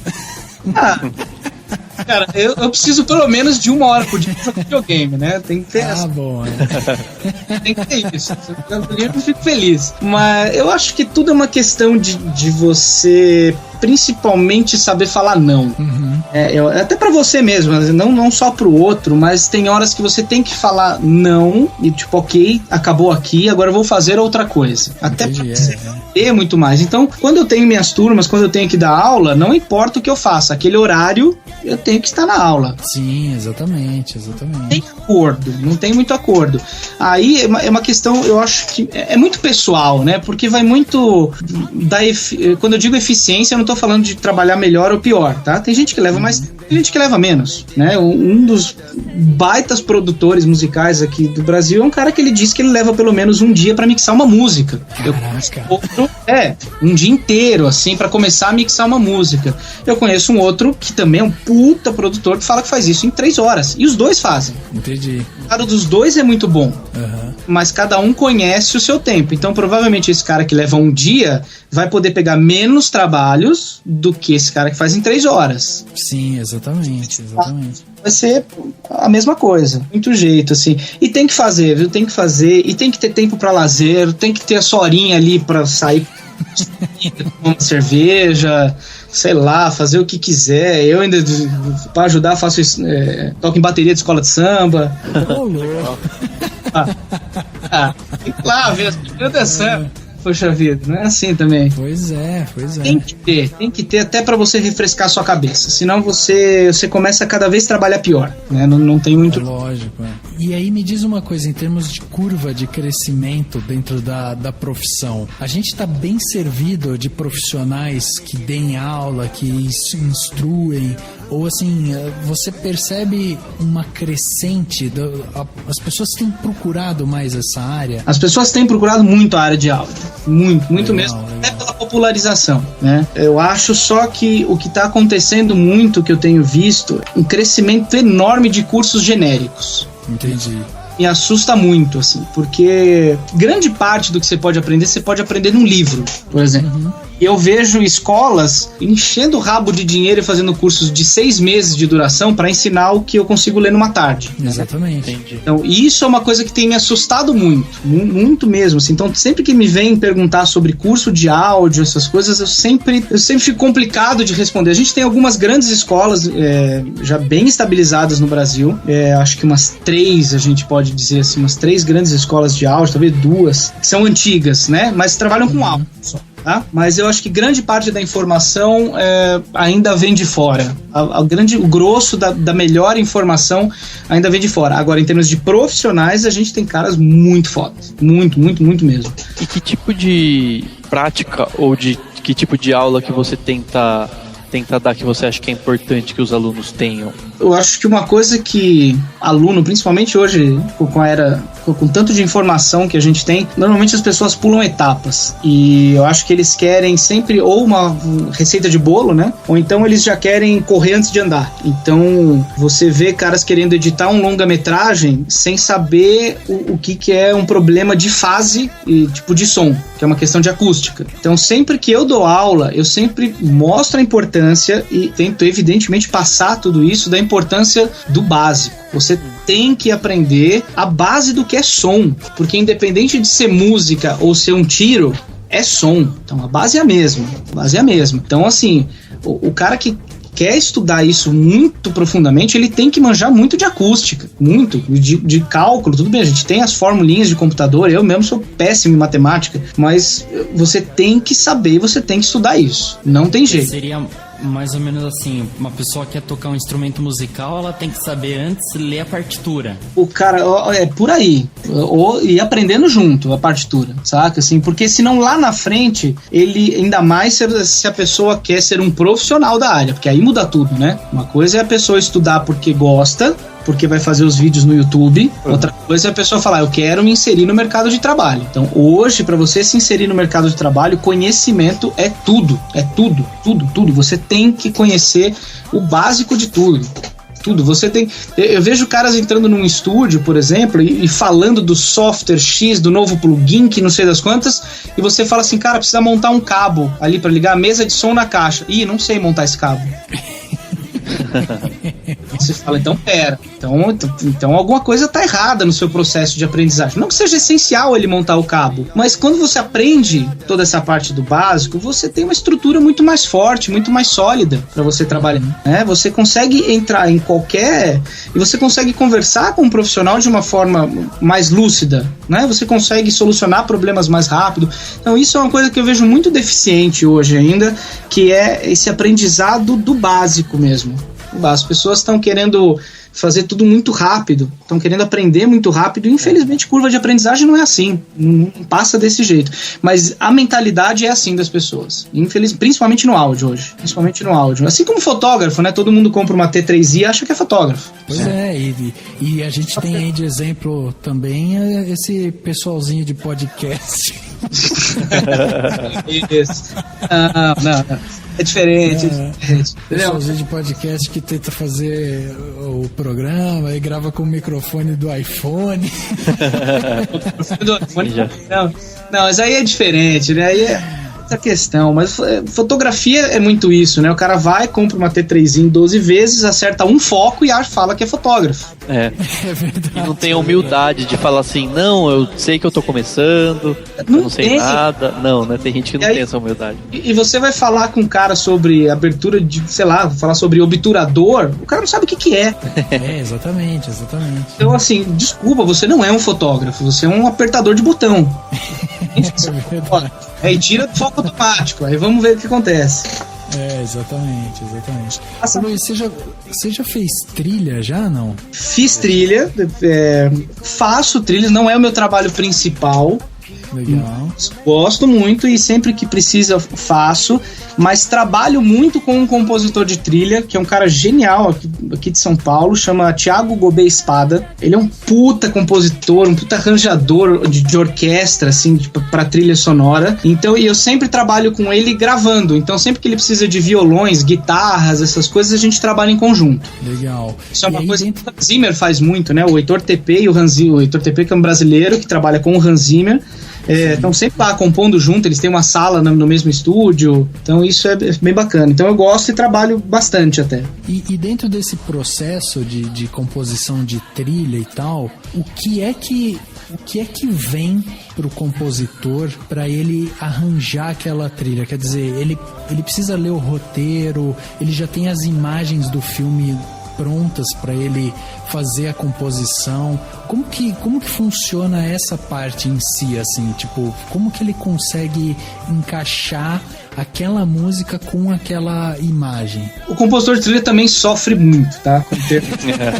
Cara, sofre demais. Acho que sofre mais até que o engenheiro de mixagem, o técnico de mixagem. Eu até sugiro, se vocês puderem, o Thiago, esse compositor, ele fez um texto muito interessante falando sobre isso. Ele fez um texto falando que, acho que os 2 ou 3 últimos trabalhos que ele compôs a trilha em cima do produto já finalizado, da versão Locked, né, do filme, todos os filmes foram para festivais e ganharam prêmios, incluindo melhor trilha. Ah, entendi. Então, quando você trabalha já com a coisa pronta, vamos dizer assim, 90% do negócio pronto, você realmente consegue trabalhar de uma maneira mais tranquila e consegue compor melhor a música para aquela imagem, tá? Entendi. Não acontece tanto. Normalmente você recebe o roteiro, você recebe um briefing do que a pessoa quer daquela trilha, então se é uma trilha de orquestra ou uma coisa um pouco mais rock and roll, aí você vai compondo, você começa a ter as ideias para compor em cima daquilo. Aí eles te mandam uma cena, né, o primeiro montadão de 20 minutos, você faz toda a trilha e eles falam que vai ter 3. É bem por aí. E aí você tem que adaptar toda aquela trilha, mas um briefing e ler o roteiro e o diretor já te passar referências, isso sempre tem. Isso sempre tem na trilha sonora. Pelo menos uma referência básica, do tipo, eu quero uma orquestra. Beleza, você já sabe que você não vai ficar usando muita bateria e guitarra. Né? Então, assim, esse tipo de coisa você recebe. Mas também é bem difícil. Normalmente você trabalha com pouco tempo e sempre em cima dessas coisas de corta aqui. Não, mas agora eu preciso de mais emoção. Aí você coloca, o cara fala, não, mas é menos. Entendeu? É muito difícil, porque você tem que tirar a música da cabeça da pessoa. Isso é complicado, é muito complicado. Mas é um trabalho feito próximo, no caso, então, do diretor mesmo. Aí eu acho que se aproxima mais do artista. Exatamente. Se aproxima bem mais do diretor, até do diretor de fotografia. Acontece bastante de você, por conta desses hits, né, de porta, de não sei das quantas. Filme de terror tem muito isso. Você tem que estar sempre muito junto com a fotografia também, né? E o som, né, a trilha, ela tem que contar a história junto, né? Exatamente. Ele tem que contar a história junto do filme. Então você tá sempre mais próximo da equipe artística do filme mesmo. No caso, efeitos sonoros também são colocados com, sei lá, 80% do filme pronto, né? É sempre melhor, né? Sempre melhor quando você já tem a cena. Aí eu acho, principalmente Foley e Sound Design, você tem que trabalhar em cima pelo menos de alguma cena. Não tem muito jeito. Você pode, no caso, porque também existe essa coisa do Sound Effects, né? Que é você criar sons que não sejam exatamente o Foley ali da roupa, né? Aí você pode ir criando vários sound effects para aquele filme e você vai experimentando os melhores de acordo com o que você vai vendo depois no caminho. Isso acontece. A gente é o compositor de trilha que faz sound effects às vezes, é até bem interessante também essa parte. E a formação, no caso, o cara pode viajar por todas essas áreas, quer dizer, já fui editor, já fiz mixagem, já fiz composição, já fiz tudo. Ele consegue ir andando por todos esses caminhos dentro da área de som no cinema, né? Consegue sim. É que a trilha eu acho bem mais específica. A trilha eu acho... Até precisa ser um músico mesmo, né? Pra fazer a trilha. Até que tem uns que se aventuram e sempre dá merda. Mas o sobrinho da minha tia toca violão. Vou falar pra ele fazer a música do meu filme. E sempre vai ficar um pouco. Vai lá, campeão. Vai lá, campeão. Pega o violãozinho e toca Raul no filme. Vamos lá. Exatamente. Tá bonito.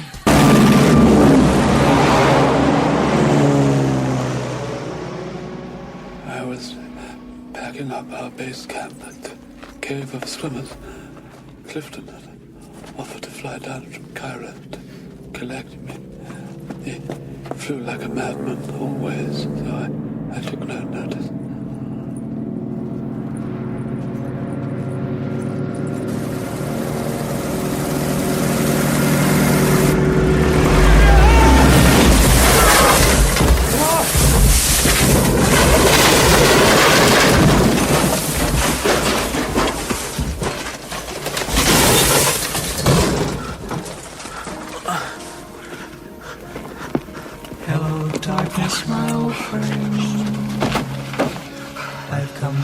With you again,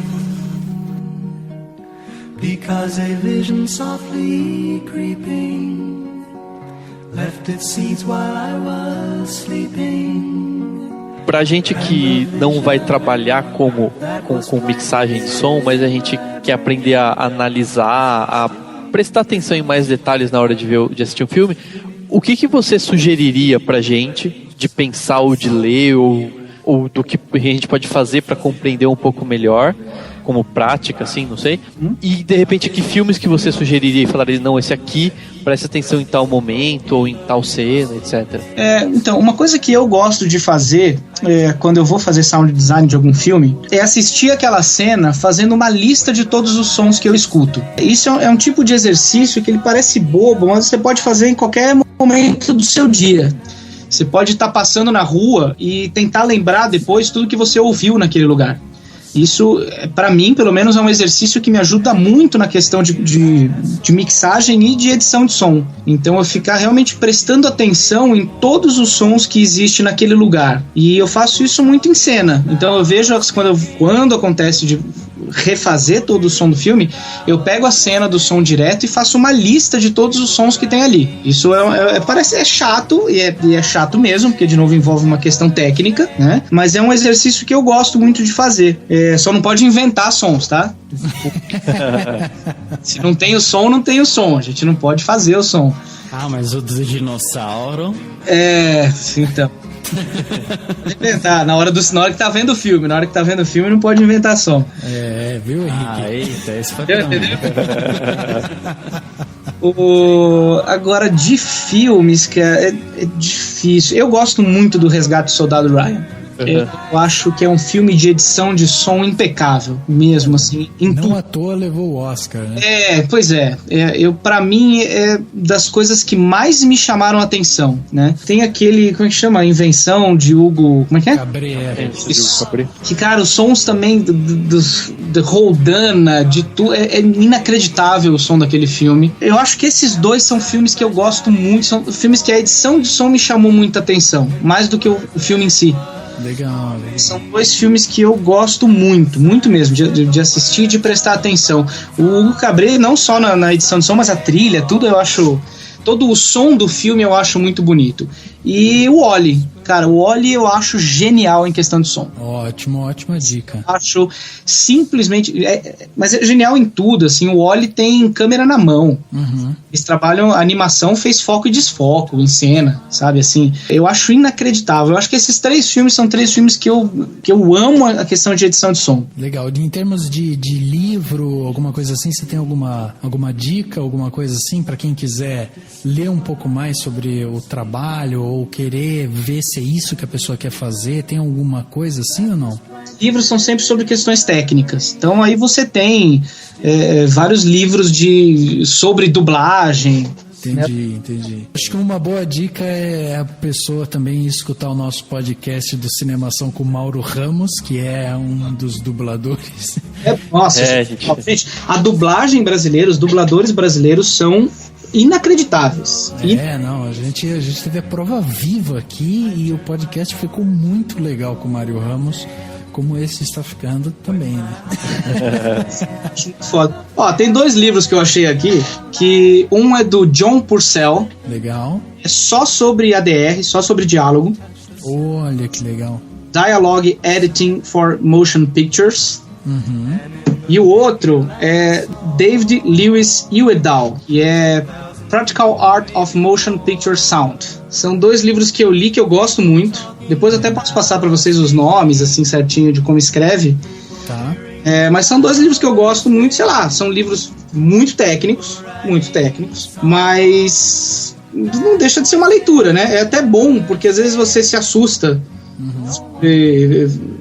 Você não tem muita ideia, assim, do que é, né? É bacana ver essa parte técnica, assim. Esse de diálogo, ele é muito completo, cara. Eu acho ele um dos que eu mais gostei de ler, assim. Então fica essas dicas aí. A gente já tá acabando o nosso tempo aqui de papo, mas eu queria fazer aqui um adendo. Ô Luiz, você também é ator, cara? Dizem que eu sou, Dizem que eu sou. Eu gosto de brincar. Eu já vi aqui, ó, 2 curtas. O Wireless, não, na verdade, Wireless é o nome em inglês. Seria o Sem Fio. É o Sem Fio longa. Em 2009. Depois você fez Nego, um curta, em 2011. Tem Sobre Pão e Circo, com outro curta. Esse eu gosto bastante. E agora tá vindo aí também, né, com o Alguém Qualquer, né? Tem Alguém Qualquer que eu fiz o som direto e também atuei. Tem um outro que está em fase de pós-produção, lá que se chama Crosses and Stars, também participei fiz toda a parte de áudio e também como ator. Mas eu gosto, ator eu gosto, é o meu futebol de final de semana. É meu futebol, não é meu trabalho, não. E aí, quando você atua e faz a mixagem do som, rola-se uma vantagem extra para suas falas, assim? Eu sempre odeio a minha voz, né? Por mais que, pela escola de atuação que eu estudei, a gente sempre prega muito que o ator mude a voz, né? Entendi. Eu não tenho nenhuma personagem com a mesma voz. Então eu sempre tento mudar de alguma maneira. Mas assim, minha voz sempre vai ser essa aí que vocês estão ouvindo, de pato rouco, né? Então se eu puder deixar mais baixo, é até melhor. Bem que eu tinha achado engraçado que lá no Alguém Qualquer você tava com a voz muito parecida do Cid Moreira, sabe? Eu dei um jeitinho ali pra ficar mais bonito. Cara, muito bom. Acho muito legal. Acho que quem quiser também entender um pouco mais sobre mixagem de som, toda essa parte de som, a gente vai deixar os contatos também do Luiz aqui. Mas eu acho que foi um papo muito legal, né? Vocês querem fazer uma última pergunta pro Luiz aí, pra finalizar essa conversa? Não, eu só queria... eu perguntei a questão dos filmes porque eu fiquei querendo justamente estudar mais a fundo. E eu acho que eu vou tentar fazer essa atividade de pensar em todos os sons de uma cena. Acho que eu vou tentar, sei lá, ouvir isso é legal, cara. É um exercício bem bacana de você começar a dividir sons. De repente pegar uma cena do filme e ouvir sem volume nenhum, né? Sem som nenhum. E depois você ouve e vai tentando descrever os sons. E até mesmo com música. Pega bandas que você gosta e tenta descrever instrumento por instrumento que você tá ouvindo. Eu fiz isso na escola uma vez, eu achei bem legal. Passa por aí. É um exercício que eu faço quase que todo dia. Assim, é um exercício meio diário de você treinar seu ouvido para ouvir elementos. Eu costumo fazer isso também. Eu fiz alguns meses aula de contrabaixo e eu sempre que eu vi um rock, alguma coisa, eu ficava prestando atenção no baixo, né? Sim, que é mais ou menos a mesma pegada. Alguns meses de contrabaixo você fez. 9 meses. 9 meses. Tempo de nascer. Nasceu no contrabaixo aí. Nasceu e morreu no contrabaixo. Meu baixo, coitado, lá na casa de um amigo meu que pegou emprestado, o Vitor, e sumiu. Nunca mais. Virou estrelinha. E o bom é que a gente vai ficando cada vez mais chato, né, com o cinema, porque a gente grava podcast, a gente publica notícias diariamente no Cinemação e a gente vai aprendendo. Aí agora com mais essa aula sobre som, né, sobre mixagem e tal, a gente começa a entrar no cinema e a gente já fica observando o som, montagem, corte, não sei o que, a gente vai observando tudo e a gente vai se tornando pessoas insuportáveis. Mas isso é bom, isso é bom. É melhor assim do que aquela pessoa que se diverte com qualquer bobeira, né? Sei lá, eu acho. Ou não, né? Eu acho. Admirar uma arte é isso, cara. É se aprender a ver e ver o que foi feito, o que foi bem feito. Uma pessoa que assiste 2001, Uma Odisseia no Espaço, depois assiste uma comédia romântica idiota e acha que a comédia romântica é mais legal. Só não fala Se Eu Te Amo, pelo amor de Deus, que eu gosto de PS. Não, eu falei de comédia. Você deve ter que ver. Mas tem umas peças. Não falei de PS Eu Te Amo, né? Calma aí. PS Eu Te Amo, puta filme, Hilary Swank, gente, pelo amor de Deus. Eu ia até perguntar, pra finalizar esse papo aqui com o Luiz, ia perguntar pro Luiz, o que o som, a música, significa na sua vida? Ai, que pergunta fácil. Eu acho que eu posso responder dizendo que eu nunca trabalhei com outra coisa. Pois é. Música e som é tudo que eu tenho. Uhum. Sempre foi e sempre vai ser. Eu acho que é muito bom quando você se encontra desde cedo. E foi o que aconteceu comigo. Então eu comecei a tocar até que tarde, com 15 anos, mais ou menos, 14 para 15. E não quis mais trabalhar com outra coisa. Então comecei a dar aula. Então música é absolutamente tudo que eu tenho. Tudo que eu tenho. Ela representa tudo na minha vida. Né? Cada hambúrguer no St. Louis que eu como, eu devo a música. Deixa eu fazer uma última pergunta que eu lembrei agora. E a questão do silêncio? Como que você lida com ela quando precisa ter num filme ou quando é uma exigência? Ou você gosta do silêncio, assim, de momentos silenciosos na vida? Como que... Eu gosto. Eu acho que quando fizer esse exercício dos sons ao redor, voltando ao nome do filme, até assisti o filme inteiro. Quando você faz esse tipo de exercício, você percebe que silêncio absoluto não existe. Né? Então você pode manipular o silêncio em momentos. Eu acho que agora eu vou ser processado pelas mulheres, mas um mundo sem silêncio, um mundo, né, a música sem silêncio, um filme sem silêncio é igual aquela mulher que não para de falar.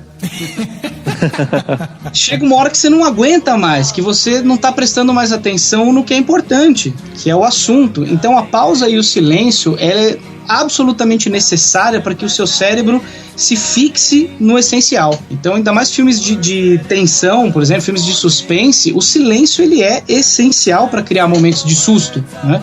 Pode reparar que quase, veja bem, nunca vai ser 100%, quase sempre que você tem um momento de som muito alto, de susto, facada ou grito, ele é antecedido por um silêncio muito grande.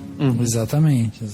Quase sempre. Você cria, é como se você criasse aquele elástico que você fica puxando. O silêncio tem muito, eu pelo menos faço muito essa imagem do silêncio, aquela coisa do estilingue. Então quanto mais pra trás você puxa, mais é o silêncio. Mais força você vai dar pra hora que vier o som. Perfeito. O silêncio pra mim é muito isso dentro de uma mixagem ou dentro de música mesmo. Então quanto mais você dá força pra esse silêncio, mais força o seu som vai ter. Muito bom. Que legal. Bom. Eu acho que até um bom exemplo disso são justamente os filmes antigos, né? Que a gente tinha... Quando não tinha o filme lá atrás, lá no começo, quando eram feitas as projeções, e alguém sentar lá e ficar tocando no piano ao vivo, enquanto as pessoas estavam assistindo, depois o som foi introduzido dentro do próprio cinema. Quer dizer, era muito difícil você ter um filme completamente mudo, justamente porque o som, além de dar o ritmo pro filme, ele ajudar, né, no ritmo do filme, ele também traz essa experiência sensorial, né, de você saber entender o que é brincadeira, o que é terror, o que é...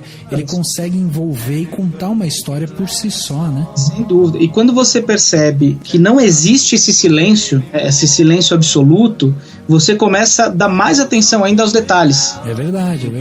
Quando você percebe que, nossa, agora eu vou ficar em silêncio e vou dormir. Não vai. Se você parar pra prestar atenção, tem barulho pra cacete rolando. Tudo que é lugar, por mais que eles sejam em volumes muito baixos.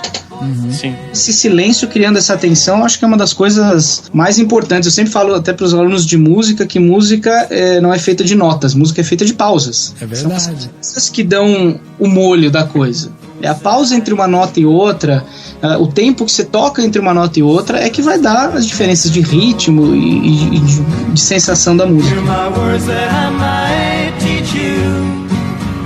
Take my arms that I might reach you, but my words, like silent raindrops, fell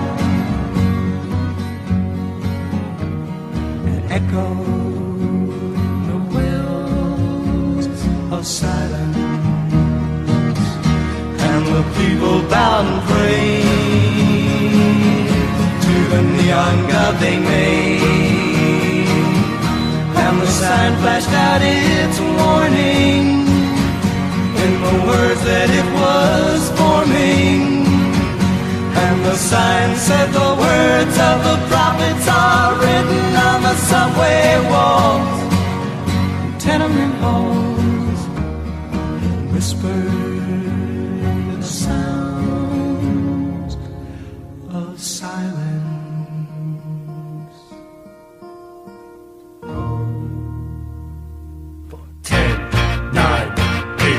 6, 5, 4, 3, 2, 1 second, please. Please, Mr. Kennedy. I don't wanna go. Don't show me in the outer space. Oh, please, Mr. Kennedy. I don't wanna go. Don't show me in the outer space.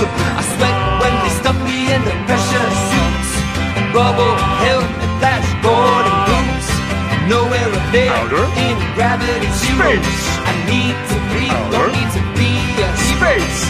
Are you reading me loud and clear? Oh, please. Chegando ao final de mais um podcast, agora o podcast Cinemação número 114. Conversamos aqui com o Luiz Panini, o nosso músico aqui que trouxe toda a sua experiência dentro do cinema para nos esclarecer ainda mais sobre essa arte que a gente gosta tanto e que é tão legal, né? A gente ter a possibilidade de conversar com pessoas que estão lá dentro do mercado, trabalhando com isso e trazendo essas experiências, e a gente perceber que o cinema, ele é uma arte complexa, mas acima de tudo ele é uma arte repleta de pessoas talentosas e trabalhadoras que vão lá e colocam a mão na massa e fazem aquele negócio acontecer. Então eu acho muito legal a gente ter a possibilidade de conversar com pessoas como o Luiz.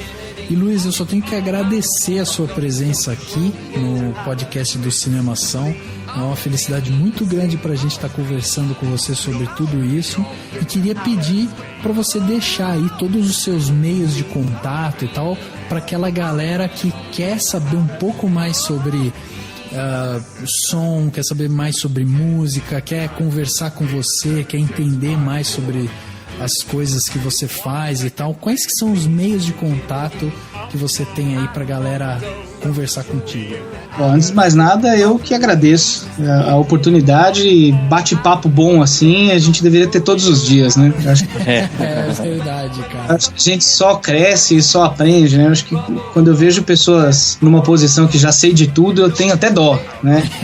Exatamente. A gente aqui é o oposto, a gente não sabe nada. A gente não sabe nada, a gente tá querendo aprender tudo. Mas todo mundo, né? Todo dia eu aprendo alguma coisa. E assim que é o legal. Exatamente. De contatos, tem o meu e-mail, que é luispanini@luispanini.com.br, Luiz com S. Legal. Pode me escrever à vontade, que eu gosto de responder, eu gosto de ter esse contato. Tem o Facebook, que estou como Luiz Panini. Podem adicionar também à vontade, manda inbox que a gente conversa por lá. Legal. Só chamar que tá tudo certo. Legal, e até no seu site, né, luispanini.com.br, né, também. Pode entrar lá, tô terminando ele, mas já tá no ar, tem minhas músicas, tem eu tocando, vai lá. Eu achei, já tava olhando aqui o seu estúdio aí, achei muito legal, meu. Minha casinha aqui, que eu mal durmo em casa, qualquer hora eu vou botar um colchão aqui, porque eu Mas pode entrar em contato, eu tenho o maior prazer e adoro mesmo esse tipo de bate-papo, de troca. Eu acho que é o que faz a gente crescer como profissional, como ser humano, e isso que a gente precisa ter no nosso meio para algum dia a gente dizer que tem uma indústria forte de música, de cinema, de tudo aqui no Brasil. É o meu grande sonho. Legal. Muito obrigado então, Luiz, obrigado pela participação nesse podcast tão especial. Eu que agradeço. Obrigadão mesmo a todos vocês aí. Maravilha. Luiz, brigadão. Rafa, obrigado. Henrique, obrigado. E eu fiquei muito feliz de ter terminado um podcast sobre som, falando sobre silêncio. Vou mentir, vou falar que fui eu que planejei isso. Pode falar. Mas eu que falei a primeira frase do silêncio. É verdade. A gente começou e terminou falando de silêncio. Isso o que é importante. Mas é isso aí, todo mundo muito obrigado e até semana que vem. Valeu. Eu fico planejando isso. Valeu. Veio gravar o podcast, eu vou fazer isso. O roteiro já estava pronto desde o começo. Luiz, brigadão aí por participar com a gente. Você é bem-vindo sempre aí pra voltar. Eu que agradeço, de verdade mesmo.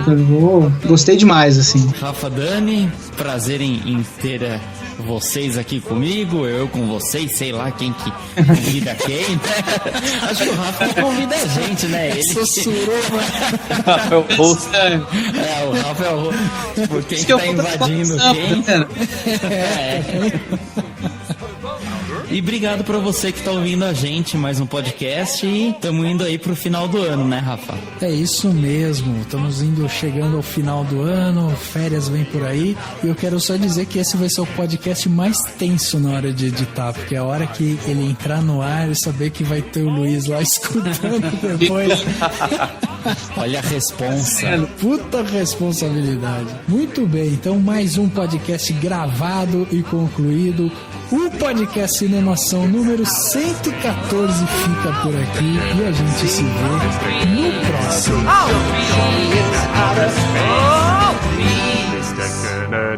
Ação. O Henrique até parou de espirrar, porque é ordem, sabe? Entendi, não pode.